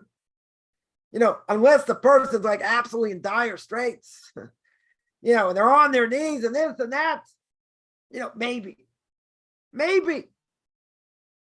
But it won't be done with a full heart. People think about themselves. Again, I'm not saying everybody by any stretch. There are a lot of philanthropic people. Lots. That help others. There are people that don't have money that help others. Because they feel a genuine desire to give. And to want to help. That's a Jewish thing. But you got tightwads that have a ton of money. You're a fanatic. I would never help a fanatic. Okay? But they don't help anyone either. They don't help others either. In general. Again, I'm not saying everybody. I'm not saying everybody. Someone's got a lot of money. They have an aunt. They're, taking care of her. Giving her, they got a chef comes in every couple of weeks. Makes food, aids across, night and day. Someone got to prolong her life, no question. Okay. Huge mitzvah. Huge mitzvah. There are other people that, okay, they have a lot of money. Who says they have to help? There are people who don't have a clue. It's their own fault. Because they think it's all about them. That's what ego is. They don't think they have an obligation to help anyone else. Because they don't think about anyone else. They only think about themselves. Right? So this person got a ton of money. Got 2 kids. One has a child, so, the grandparents. Hardly ever see the child, the grandchild or the kid. They don't have a great relationship. The other one's homosexual. Yeah, so what do they have with all their money? What do they have? Nothing. Fancy house on the beach. Okay, what do they have? They ever going to walk into my house in Purim and see 26 people, 18 of them my own family that came out of me? Never. They'll wear earplugs and not come. Are they ever going to have such a thing? Never. Not even close. Their choice. They made a choice. It's all about them. It's all about being successful. It's all about going to the right schools, doing the right thing. Yeah, so what about their kids? What happened to their kids? They got trashed. They don't know how to relate. It's a hard thing dealing with kids in general, right? You have to know how to relate. They don't have a connection. This person got a ton of money. Sold his business, wife sold their business, tons of money, millions of dollars. Millions of dollars. Fancy house in Florida on the beach, very good. What do they have? Practically speaking, what do they have? Wife could have died of cancer. They're, car accident, broke his back. This, got hit by a drunk driver. So life is very fleeting. You don't know. King Solomon says, you don't know what today's going to bring, you don't know what tomorrow's going to bring. But see, somebody like that, he's going to pick out his, take out his pocket and help someone in distress. Don't think so. Don't think so. I'll give money to Israel to plant trees. So why? Ulterior motive. Wants to get in the country club. Exclusive country club. Got to give to Israel. Wow. Big thing. Give to Israel. Well, people need help. Carrying off kids. Orphans. Schools. Different things. So what's worth all that money? My father had a cousin, multi-billionaire. Donated a lot of money to charity. Donated over $100 million, not of their own money. Mentioned the story before, not of their own money. Other people donate to a non-Jewish charity. More than 1,000 people at this person's funeral. Imagine all, the eulogy, all the money they gave. Look, they helped this non-Jewish charity. Let's say I would agree they get a C- in giving charity. Let's say. But what happened over here? What about orphans? What about Jewish orphans? What about needy brides? What about schools? What about widows? What about people who really need it? I'm not saying a non-Jewish charity you don't get credit for. Why helping non-Jews? Let non-Jews help non-Jews. Raised $100 million.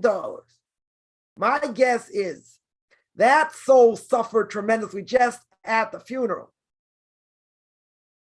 So why did God give them that amount that to help raise that kind of money? Don't know. God made them super wealthy. Okay, why? Could be to wipe them out in the next one. So they have no portion in the world to come.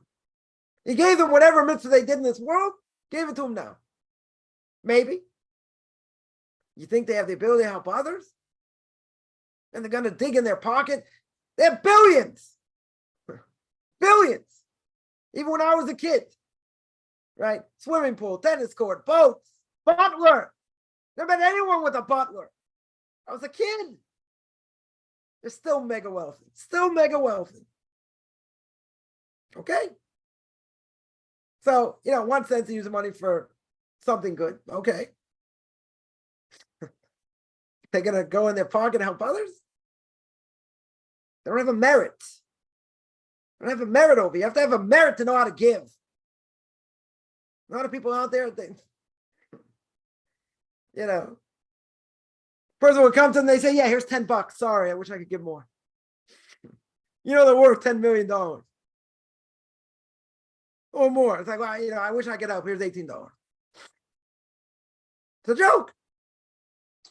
What's shot? What does it mean? It means they don't have a merit to give, or they give to the wrong thing. Someone told me, I don't know, they came to Israel, some sort of biking trip or whatever, and anyway, they biked all over the country, and a lot of that money that went to Arabs, quote unquote Palestinian. Person told me. Just by my face, could have told. I was like, that's where you gave your money to. Said, come on, they don't even exist. Not even gonna go through that. It's like, yeah, we're also helping the Arabs. Oh, beautiful. A true leftist. I'm not gonna get into politics. What's gonna happen later? They're gonna get judged and say, wow, could have helped orphans, widows, needy brides. Could have helped all these things.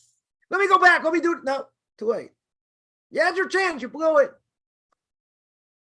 But I did, they're toast. I mean, not going to be the only thing they're going to be toast about. They could have helped others, they didn't. Imagine what $100 million. People are going to say, oh, it's not as worth as much as it used to be. Okay. You know what that would have done for Jewish schools in America and other places? We're taking them all out of the red. All these Orthodox schools struggling. Taking them out of the red, $100 million. Wasted. Wasted. They didn't have the merit to give. See, to help others, what makes a Jew, part of them is they help others. They raise money more than anybody else, exponentially. The UJA, the United Jewish Appeal, the United Jewish Congress, how much they raise a year? Probably close to $1 billion. Raise $500 million. They give more exponentially than anyone else. Mind-boggling. We're 1/1000 of the world's population. Because it's in our genes. Now you're going to say they're non-Jews also give. Okay. Something to give back. The UJA, I saw many years ago because I want to try and get money from them for different things. 6% of their money goes to education. 6%. They're going to say, well, $30 million. Not so bad. Where does it go? What type of education? Go to yeshiva education? No. Wasted. $30 million is a lot of money. They don't have a merit to give. Right? So if you're born a Jew or not, person has to know what to do with their money. They have to know where to give it to. Who to help.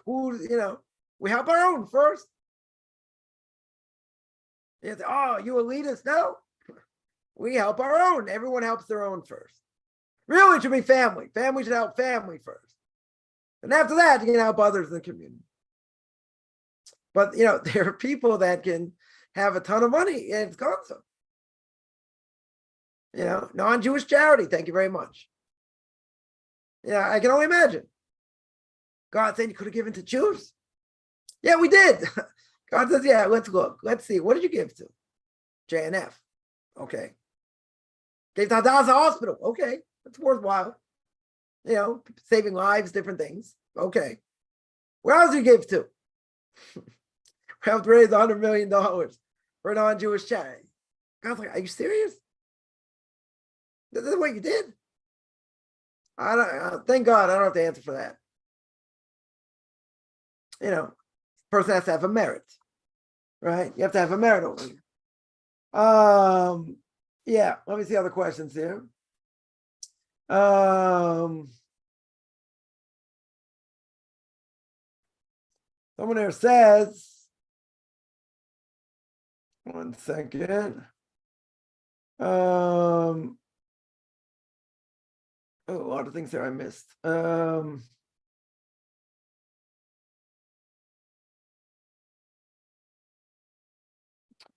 Yeah, one second.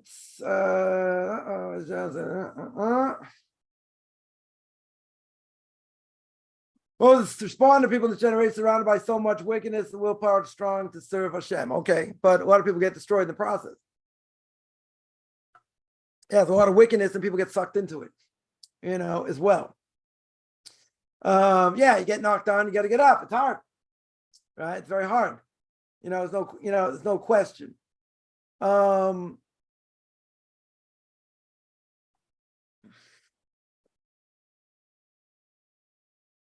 One second here. As converts, one does more because of sadness of how much one missed. Okay. Right. In other words, the person is sad because, listen, they spent a lot of time wasting time. Right. When they could have been doing Torah mitzvahs. They didn't know.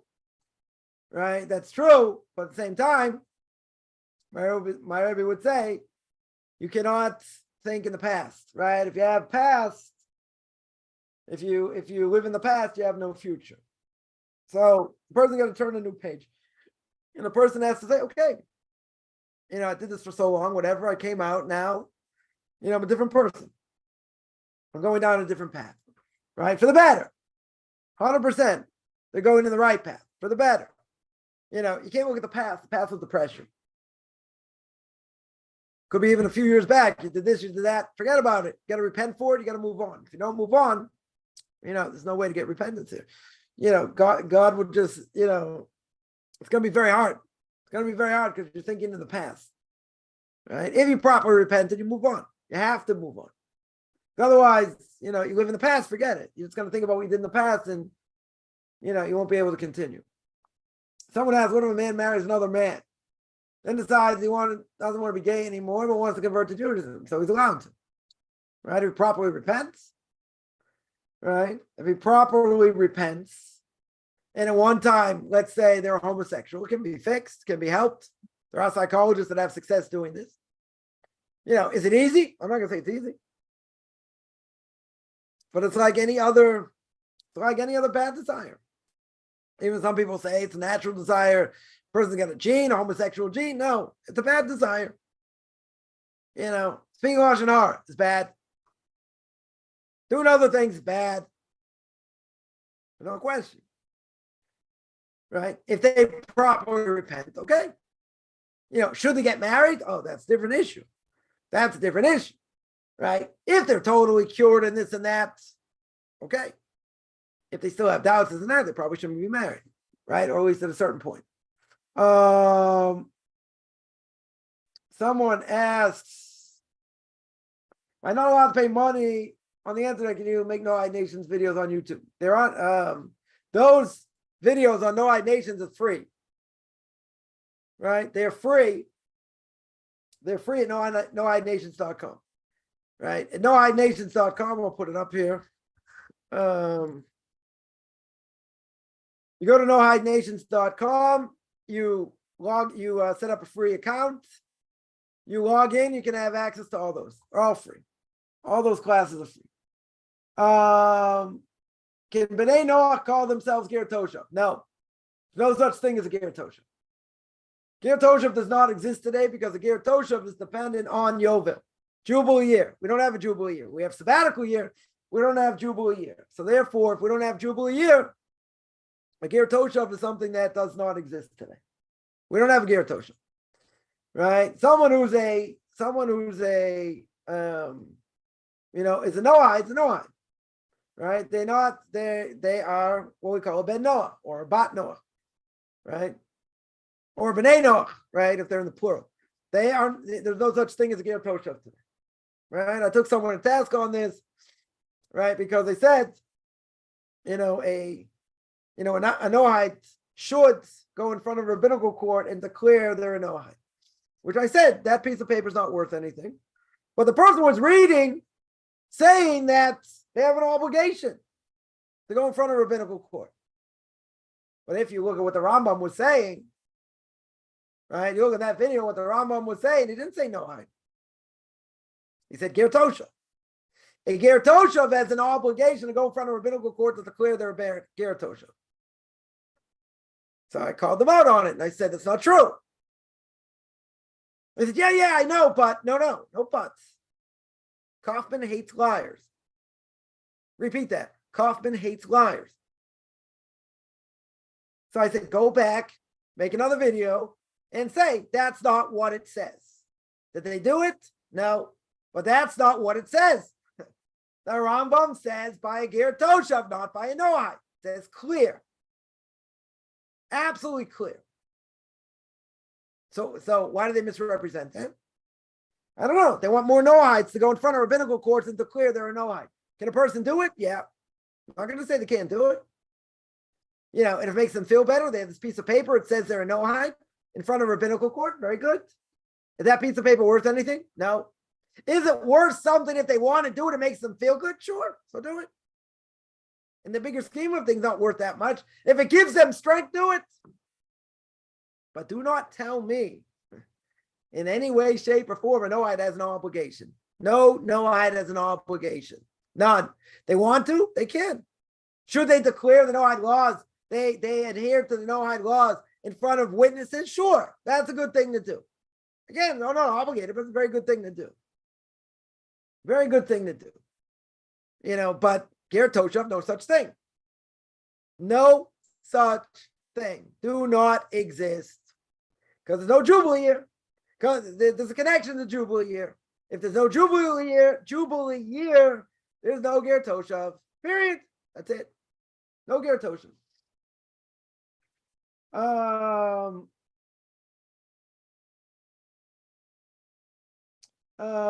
Let me see any other questions. Yeah, should be some here. 1 second. Someone here says, why do people cry too easily? I don't know. People are sensitive. They're quick to respond to sad news, other things. People lack emunah. Okay. I would agree with that. But there are things that we hear that are sad.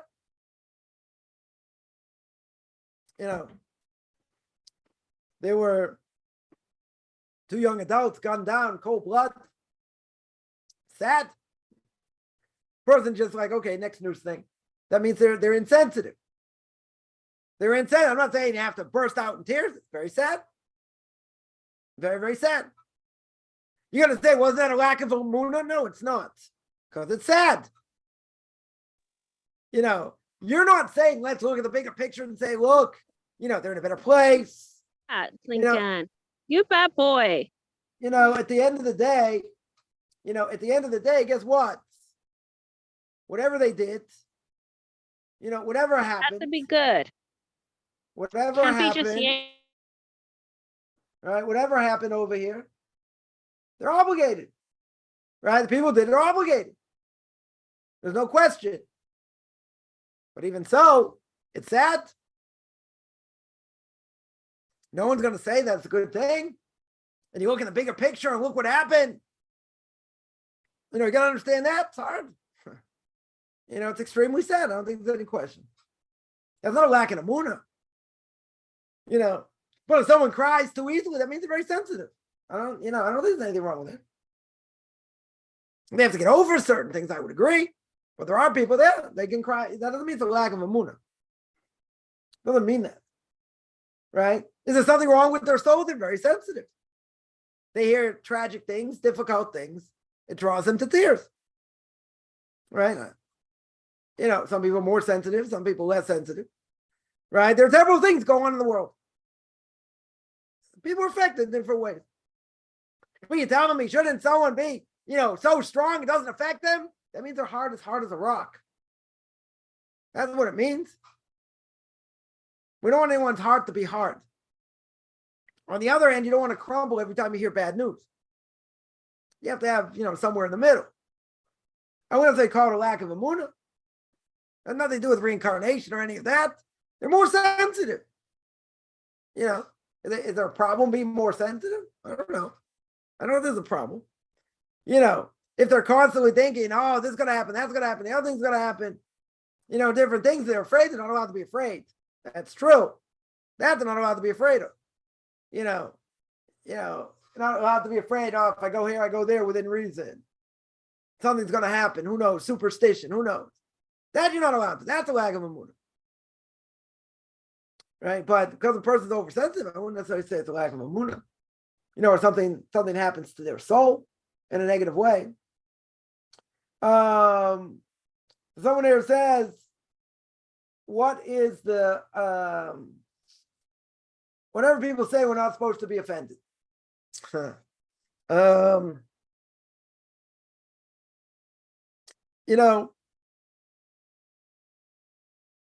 Way back when, people would say things, and they were offensive and people didn't care. Pounce on them. Not physically, but I pounce on them.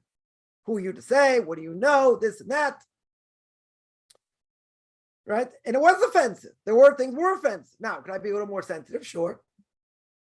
Right? But you believe in Judaism, you live it, and people make fun of it. They scoff at it, whatever. Right? So, my outlook over the years has totally changed. More I learn Chovos Levavos, duties of the heart, it's changed. Why has it changed? Because what people say, when they talk out of their elbow, they don't know nothing. They don't know nothing. I walked into a lion's den, I was telling someone earlier, when I was in the States, knew I was going to get hammered from the first second I walked in the door. But I went to see the person anyway, knowing what's going to be. I got hammered. Where it's gone during the Holocaust, why you're a fanatic. There's all kinds of things. I didn't even answer almost any of them because there weren't questions. They were saying, isn't that offensive? I know exactly where the person's coming from. If it would have been 15 years earlier, 20 years earlier, maybe I would have said something more, a lot more. To come on, you haven't learned. What do you know? I've been learning my whole life. I have been learning the last 20 years, blah, blah, blah. What do you think? I don't know. It's offensive. Didn't even, I went bink. They're going to say, what changed? What changed? So I look at people, and greatest advice I was ever given, one of my rabbis told me, you got to look at people like, hey, they know nothing, and they're insane. I mean, they know nothing, which nothing, that's true. That 100% is true, because they haven't learned. But at the end of the day, what they say doesn't matter. You know why what they say doesn't matter? Because they don't know what they're talking about. They're insane. They deserve to be in an insane asylum. That's what they deserve. 100%, that's what they deserve. So if someone is mentally challenged and they make a comment or they do something, am I going to get offended? They're mentally challenged. They have a 25 IQ at best. At best, they're like a 5-year-old. It's annoying, I would agree. But why am I going to get offended? They're nuts. They're not there mentally. They're not going to worry about it. So you think these people are there mentally? They're not there mentally. They're insane. So let them talk, right? So my philosophy is, for what it's worth, why am I going to get offended? But you got to say, people say things. Could be parents, could be siblings, this and that. They can be very offensive. Okay. They can be very offensive. You know what? I need these things like I need another hole in the head. So let them talk. I hate Jews. Orthodox Jews are this, and they try and put you down. You're going to give in to them? You're going to give in to them? You could answer them. You can flatten them like a pancake if you wanted to, right? If you have enough knowledge. Well, why are you going to get offended by it? So you're going to say, didn't you get offended? Wasn't it hard? I'm not going to say it was easy. But my whole mentality changed. Why did my whole mentality change? Because I'm not letting these people into my head. So, like someone said, I said, I had a thing, a couple of months ago. I got locked in the bathroom. So I was telling someone, I knew this was going to be the reaction, but I said, I couldn't even pray because I was in the bathroom. Right? I couldn't even pray. It was like, why? Is that against one of the rules? That's what the person said, straight up. Is that against one of the rules? You know what my answer was? My answer 15 years ago says, what do you know? Well, I would put them down. Totally wrong thing to do. You know what my answer was? Yeah, it's against one of the rules. That was it. I didn't say anything else. That was it. I happened to tell them in passing, it was just a funny story. Right? It was a funny story. Well, oh, is that against the rules? Yeah. It's against one of the rules. Person said it to me before. Okay. It's against one of the rules. You probably thought it was so stupid. Wow, there's that. I'm going to affect me? No, it's a good story. I can tell everyone. I went bink. I'm going to let the person get under my skin. Person just saying things to say things. For what? I got better things to do with my time. Trust me. Right? Can you say, but it's cruel. And what people say is offensive. You're right. I'm not disagreeing. It's offensive. Why are you letting them in to your head? So you're going to say, but I believe in Judaism and I believe in Torah, and they make fun of it and they belittle it. Okay, move on. Let them talk. Yap, yap, yap. Move on. That's what you have to do. You have to look at them like they deserve to be in an insane asylum. I don't care if it's parents, siblings, God forbid, children, across the board. They're insane. And they make insane comments. Okay. I'm going to get offended? Why would I get offended? You say, didn't you get offended before? Yeah. But I've worked on a lot of things. Let people talk. Let them talk.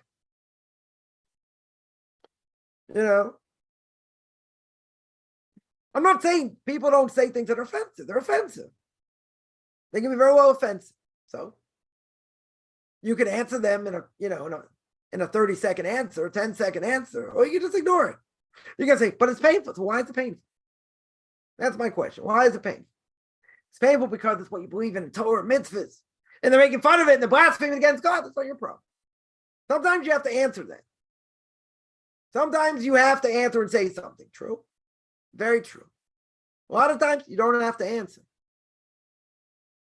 Right? I was saying earlier today, someone says, I think Judaism discriminates, against women. Okay. I think Judaism's anti-pork. Okay. They ask a question? No. I think Judaism stinks. Okay. So let them say what they want. Isn't that offensive? Well, I care what they say. They're insane. They are totally insane.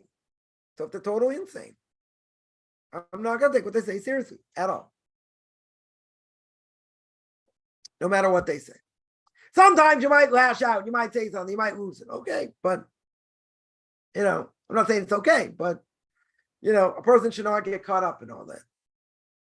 But you can say it's hard. Okay. It's hard. A lot of things in life are hard. I'm not wasting my time. Someone's going to, scream at me and say, you're a fanatic and I hate the right wing in America and I hate them in Israel and they're doing this. Okay. Yap, yap, yap. Right. And then someone's going on about what the right wing's doing, change, they want to, keep the Supreme Court shut, and they want to make a theocracy. They want to do this. They don't have any idea what's going on. I said, well, you're aware of this, right? You're aware of that, right? And if, Congress in America passed certain laws, the Supreme Court got involved and knocked them all down. You'd be against that, right? Checkmate. They don't know what they're talking about. They say, I don't like it. It's in my heart. That's what I feel. Okay. Does that mean anything? The bigger scheme of things? They're arguing out of their elbow. Doesn't mean diddly. Doesn't mean anything. Let people talk. I let people talk. I let people talk. Not going to offend me. And I'm not going to get excited about it. A couple weeks ago, someone sent me this, left a message, right before Shabbos. And I don't like what they're doing there, and you're a fanatic. So I called them. I called them on Sunday. We had a whole discussion. And the main discussion was, do you understand what's going on here? Do you understand what the corruption is? But they shouldn't be fanatical. But they don't understand the whole case. So he said, why are you wasting your time? Good question. But they don't understand nothing. So they don't understand nothing. That's what they feel. What are you arguing about? Feelings? Feelings, right? What are you arguing about? You're arguing about nothing. You're arguing with a straw man or a straw woman. Nothing there. There's nothing there. Person's feisty. Okay.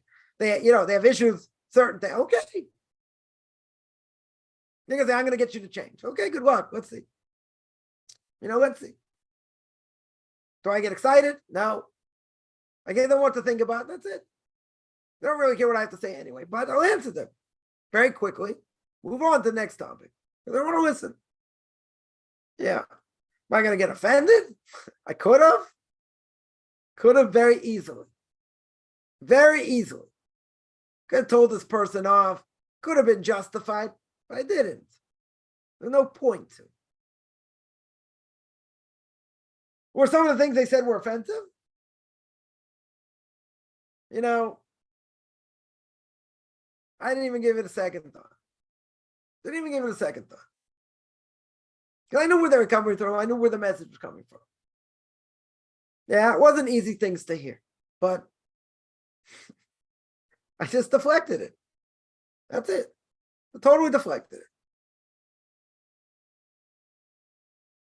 There are things that are hard to hear. I agree, but you gotta take everything to heart. Someone who's got a 25 IQ, I'm not gonna take them seriously at all. I'll humor them. Person been learning 25, 30 years. They're gonna say, what about this? What about that? Oh, you want to hear an answer? No, I just want to vent. Okay. They're not asking anything. They're saying whatever they want. Okay. I have to hear it, so I have to hear it. I answered a little bit, not too much. No point. No point. Yeah, let me see. There are other questions here. Whoops, let me see.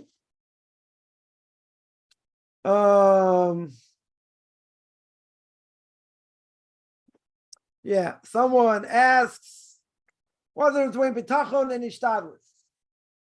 Well, bitachon means you believe 100%. You believe 100% that you believe 100% that God's taking care of business. God's doing what he needs to do. Right?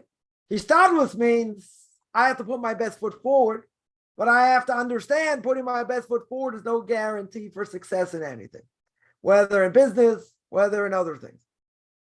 Right? No guarantee. Right? The Chos of Avos holds clear as day. I have to put my best foot forward.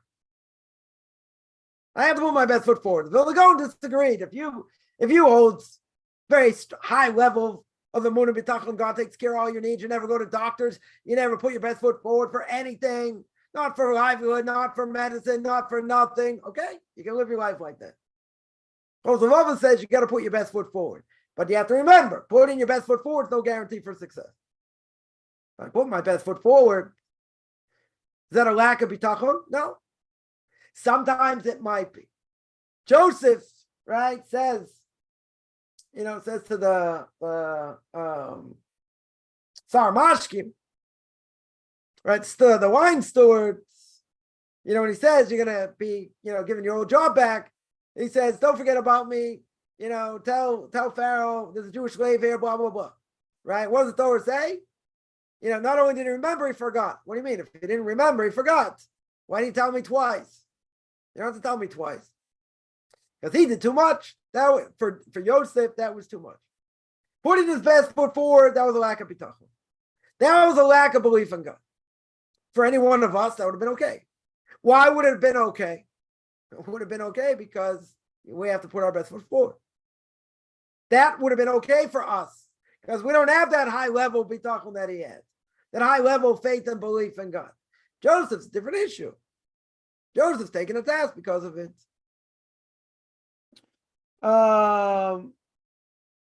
Someone asks, what does the kuna mean in the parsha concerning Aaron? Kuna means priesthood, right? The priesthood was given to Aaron, right? So the priesthood was given to Aaron and his descendants, because God said to Moshe, give it to Aaron.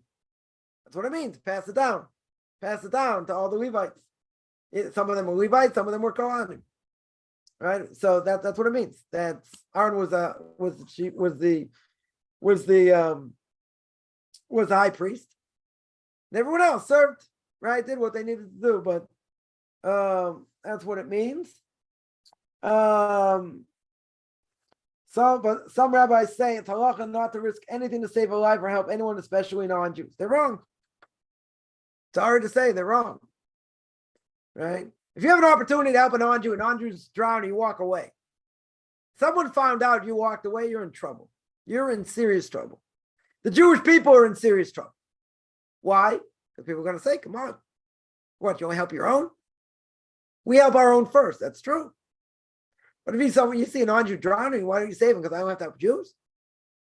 You need a context for that. Right? There's an obligation if a non-Jew is drowning on Shabbat, you save them.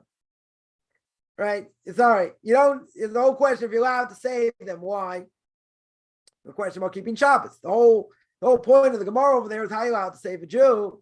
If a Jew's not going to keep Shabbos, or he doesn't keep Shabbos, why save him? The only purpose of saving him is so he's going to keep future Shabbos. But if he doesn't keep Shabbos, why should you have to save him? But it's not why don't you save a non-Jew on Shabbos? That's not the question. That's the end question. But the Gemara goes back and forth, different things, and then says, oh, by the way, you're not allowed to save a non-Jew. Does that mean you don't save a non-Jew at the outset? No. The question is, how are you allowed to save the Jew? That's the question. Right? But if a non-Jew's drowning, do whatever you can to save them. Otherwise, they'll hate you more. You have an obligation to save them. Can I allow them to drown? What about a secular Jew desecrate Shabbos? Can I allow them to drown? Technically, could. I have an obligation to save them. They're not going to keep Shabbos, right? If they're stuck in a pit, I could take the ladder out and say, hey, sorry, I need this ladder. And they end up dying of starvation. Could do that. I mean, it's forbidden today, but, on the books, why not? They desecrate Shabbos, do all kinds of terrible things. Why shouldn't I do it? Got an obligation to do it. Right? So, today, that's all out the window. Most people don't know anything. You have to help them, and non-Jews the same. If you have an opportunity to save someone and you don't even make an effort to do it, you're in trouble. You are definitely in trouble. That's going to be a desecration of God's name, right? Not literal sense. That is going to be a desecration of God's name. Could have helped you did it. Ooh, looks really bad. Yeah, there are many things we look out for our own. That's true. First, that 100% is true. Comes to saving a life, what does it matter? Do I have to put my life at risk to save a Jew or a non-Jew? No, that's a different issue. Putting life at risk is something else. That's a different issue. Because who says my blood is any redder than theirs? Right? Or it's not any redder than theirs. If it's a doubt, if it's a risk, different issue. If it's 100% a risk, you can put your life in danger. You're not allowed to. And what a person did and they died doing it, could be suicide. Could be. You're not allowed to put yourself at risk. If it's a bona fide risk. If it's a doubt, different issue. Right? That would be any different. It doesn't matter if it's a Jew or non-Jew. I'm not allowed to put myself at risk. We're not going to discriminate. You say, but a Jew, you would do it? No. Who says you're allowed to? You're not allowed to. So I can't answer what other rabbis are going to say that you can never risk saving a non-Jew's life. Why not? If it's not a risk to my life, why shouldn't I help them? If it's a risk to my life, that's not the question. The question is, how would I be allowed to save a Jew? Right? Famous story. Non-Jewish football player jumps in the waters. People are drowning. Doesn't really know how to swim. He drowned. Someone else drowned. I think one of the kids, or maybe two of the kids, got saved, but he didn't know how to swim. You don't put your life in danger if you don't know how to swim. What are you going to do? Can't save the person. Okay. Do whatever you can to try and save them. But if you don't know how to swim, you don't jump in. It's one of the things I learned in junior life saving. They're going to try and drown you first. You have to know what you're doing. If you don't know what you're doing, you're putting your own life at risk. Your life comes first. Right? 100% your life comes first going to everybody. Doesn't matter Jew or non-Jew. We don't discriminate. It's like if a non-Jew suffering a heart attack, Jew isn't obligated. Show me a source. Show me who said it. Send me a video. I want to see why they said it. They're also great if it's El Melikim, that they're, they have a heart attack, what? CPR is just walk away? Yeah, I want to see proof on that. If you got a video, you got a text, something, I want to see. I want to see, because the person said it's an idiot. Total idiot. Now, I have to see why they said it, what the context is. If a person sees someone, it's got a heart attack or is having a heart attack, CPR, Jew or non-Jew, you have an obligation to help them. Nothing to talk about. Nothing to talk about. Why is someone going to say you don't have to? Don't know. I have to see why. I have to see what sources they're bringing, but we don't hold that way anyway. Practically speaking, even if that would be the halacha, we don't hold that way. Someone points out, true, many non-Jews risk everything, even die to protect Jews. Okay. Yeah, a lot of them didn't, but yeah, that's true. There are some that did. They risked their lives 100%. Right? But again, if we're in that situation, we have an obligation to help. Nothing to talk about. Can an Orthodox Jewish male nurse take care of female patients? They can. They definitely can. Take their blood pressure. They can, give them, what do you call it? Take blood or whatever. They certainly can. Is it better not to? I would say it's better not to. But again, if it's that type of situation, you're allowed to. You'd be allowed to.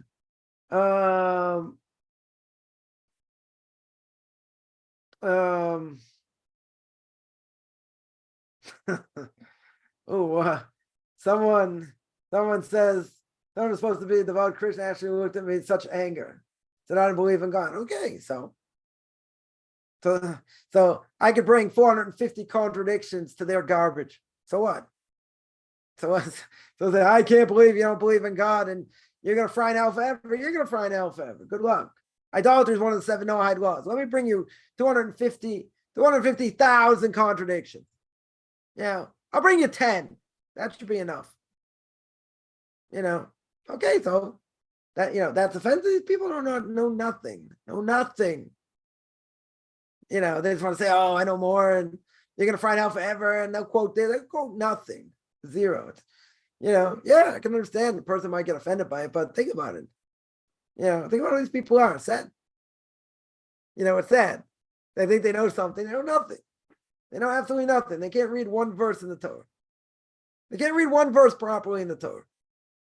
They can say, oh, you're going to fry in hell forever. You're going to learn, right? I tell people, listen, you can't even pronounce Hebrew words. You can't read the text. You can't read the text. What are you telling me? We're going to fry in hell forever. Again, when I was in camp, someone said something stupid. You'd say, learn the rules, play the game, practice. You knock them out. Oh, really? That's what it means? Show me. Show me where it says that in the word. Oh, this is what the word means. Oh, really? That's what it means? I don't think that's what it means. I don't think that's what the context is. Right? Yeah. You look at these things, it's a joke.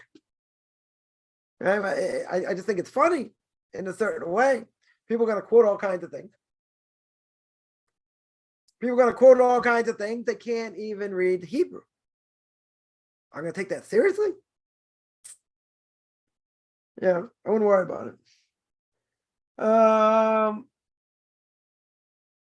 Rabbi Mizrahi said it. Okay. It says you don't have an obligation to save them. Again, that's the context. Okay. Definitely send it to me. Yeah. Any other questions? Someone asked, can I open a bar called the Mitzvah Bar? I don't know. Why not? I can open a bar. Why? What is it? I don't know what it is. You want to open a bar. I would say open a bar is a big mistake. There's a lot of bad things going on in bars. All right. Not a good profession for a Jew. Or someone just finished cursing God. They have a heart attack. So what? You still have an obligation. The halacha would be you still have an obligation. Right? Even if they curse God, so what? Maybe they'll repent. It's ironic. One of the people in Hungary, of this right-wing party, the head of this right-wing party found out such an anti-Semite, this guy. He found out he was actually Jewish. God, the irony. Found out he was Jewish. Totally turned around. Totally turned around. Right? That could be unbelievable sanctification of God's name. The person said, wow, Jews aren't that bad. Right? You still have an obligation to help them, but I do want to see what he says, right? And what the context is, right? And see what he says. But again, the halacha is not that way. I'll tell you that right now. Regardless of what he says, the halacha is not that way. We hold you have to help them anyway. It could be. Really, the halacha is you shouldn't have to save them, but, because they're not going to keep Shabbos or, other things, whatever the case is. But the halacha stands that you save them anyway. You're going to help them anyway. That's the bottom line. Yeah. But I would like to see it in context. I shouldn't really comment until I see it, but again, the normative halacha is you save him. You save him. So yeah, I would definitely like to see it. I don't believe it's quoting out of context. Depends what the context is. All right. There are things that he said. I'm not gonna, trash him. I think he does a lot of good work. But there are things that he said that he'll say this is the halacha and this is what it is, but that's not really true.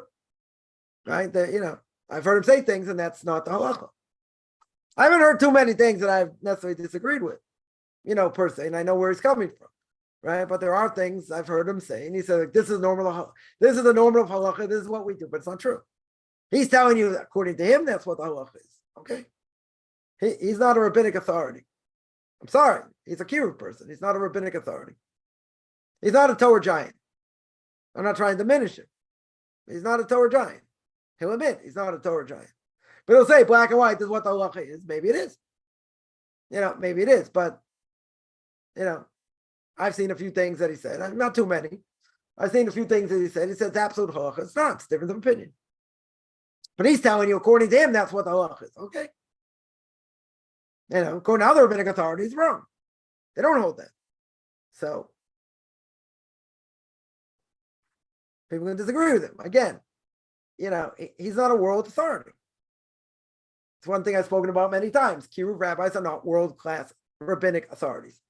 There are some that know a lot. I'm not going to say not. And they know a ton. I'm not going to deny that. But the kiruv people, they're not rabbinic authorities. What they know, okay. Are they in the level of my Rebbe? Not even close. Are they in the level of Torah giants this generation? No. I'm not saying they don't know anything. I'm saying they know a lot. They may know a lot. There's a difference between knowing a lot and being a rabbinic authority. Big difference. So I'll talk about things I know about, things I don't know about. Okay. Right? But you have to know what the normative halacha is. You can't just say, well, this is forbidden, and that's how we hold if that's not the case. And there's a difference of opinion. He's explaining his opinion, what he holds. Okay. That doesn't mean that's the opinion of everybody. It may be. Again, a lot of things I've heard I haven't had issue with. There are some things I've heard that, it's not true what he said. It's definitely not true. But it hasn't been a lot of things. Right? So, I'd like to see the context. And even if he says that's the halacha, I guarantee it's not how we hold. We don't hold that. Right? But I would like to see it. I definitely would like to see it. I have a lot of respect for him, right? I'm not going to say not. I have a lot of respect, for what he does, and how he's able to give over things and whatever. Okay, but, as a rabbinic authority, he's not a Torah giant. He's definitely not a Torah giant. A lot of people don't like him because he's very brazen and different, he's very strong. Okay, right? But again, that does not negate the fact that if that's halacha, that's halacha, right? But there are times that he'll explain this is halacha and it's not halacha. So halacha according to him and how he looks at it, but not according to everybody. They will say, him and Rabbi Yeroda Ruvain, they'll say, he can't wear wigs. Wigs are totally, forbidden. And it's idolatry. There's a serious problem with idolatry today with wigs. I agree, 100%. But a lot of Ashkenazi rabbinic authorities, my Rebbe included, Rabbi Elyashiv, Shlomo Zalman Auerbach, of blessed memory, held women are allowed to wear wigs. They held women are allowed to wear wigs. It's just that, they can't be ostentatious, they can't be too long, etc. They make it sound like everyone holds it's forbidden. It's not true. Today, it's a different issue, though. It's not just whether you're allowed to wear one or not. The issue is the human hair coming from idolatry or not? So they're going to say a proven fact, 100%, it's only coming from idolatry. And therefore, no wigs are allowed to wear. Not everyone agrees. Not everyone agrees. Right? They'll tell you that's the halacha. That's what everyone holds. That's not true. There are some that will say it's not an issue. There are a lot of people say it is an issue because of idolatry, but that's a different issue. If you're talking about wearing wigs, there are plenty of Ashkenazic rabbinic authorities, much greater than them, both of them put together, and they won't deny this, that hold it's 100% permissible, my Rebbe included. Put both of them in their back pocket. Nothing to talk about. Make mincemeat out of them.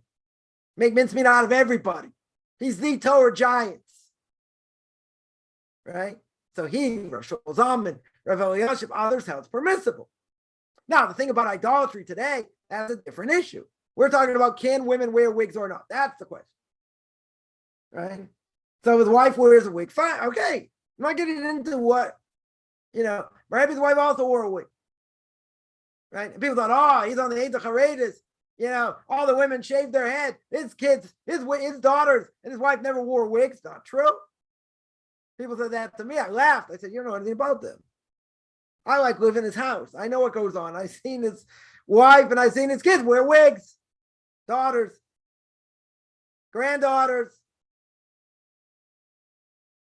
Right? It's a question of whether they're allowed to or not. What goes on today with idolatry, totally different issue. Most rabbinic authorities say it's totally problematic. Where they come from. That, okay, I don't disagree with that. I don't disagree with that. But they're claiming everyone holds that you're not allowed to wear wigs. That's not true. That 100% is not true. They're saying it like it's totally authoritative, and that's not true. Rav Elyashiv held the blessed memory. They're allowed to wear wigs, they just can't be too long. Rav Sternbuch holds that, Shlomo Zalman holds that.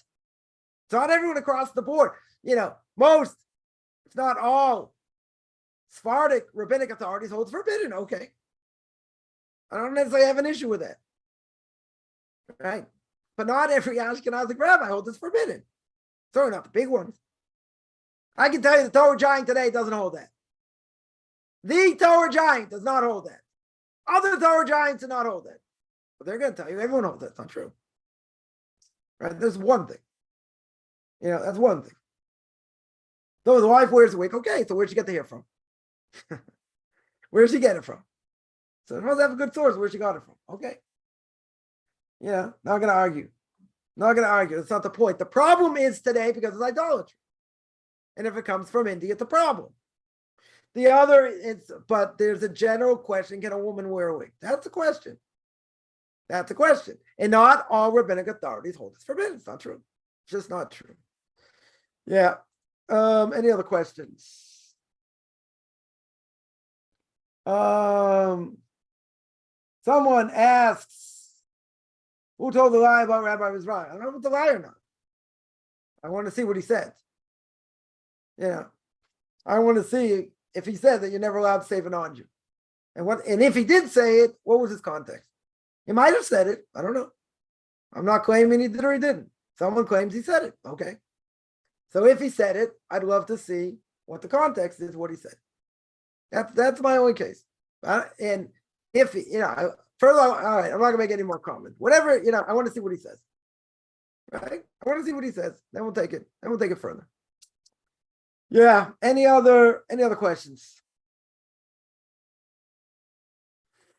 All right, I'm gonna stop here. 1 second. Yeah, someone there mentioned it wasn't a lie. It was a question of halacha. Okay. Let's see. Let's see what he said. Send me the video. I would be very interested to see it. All right, I'm gonna stop here. I do this every Sunday, 9 o'clock Eastern time, 4 o'clock Israel time. Anyone has any questions, find me on Facebook at Michael Chaim Kaufman, Beyond Orthodox Conversion Judaism, or Beyond Orthodox Conversion to Judaism on YouTube. Or you can send me an email, rabbichaimkaufman@gmail.com, RBBICHAIMCOFFMAN @gmail.com. Wish I'm having a good beginning of the day, middle of the day, or almost end of the day, depending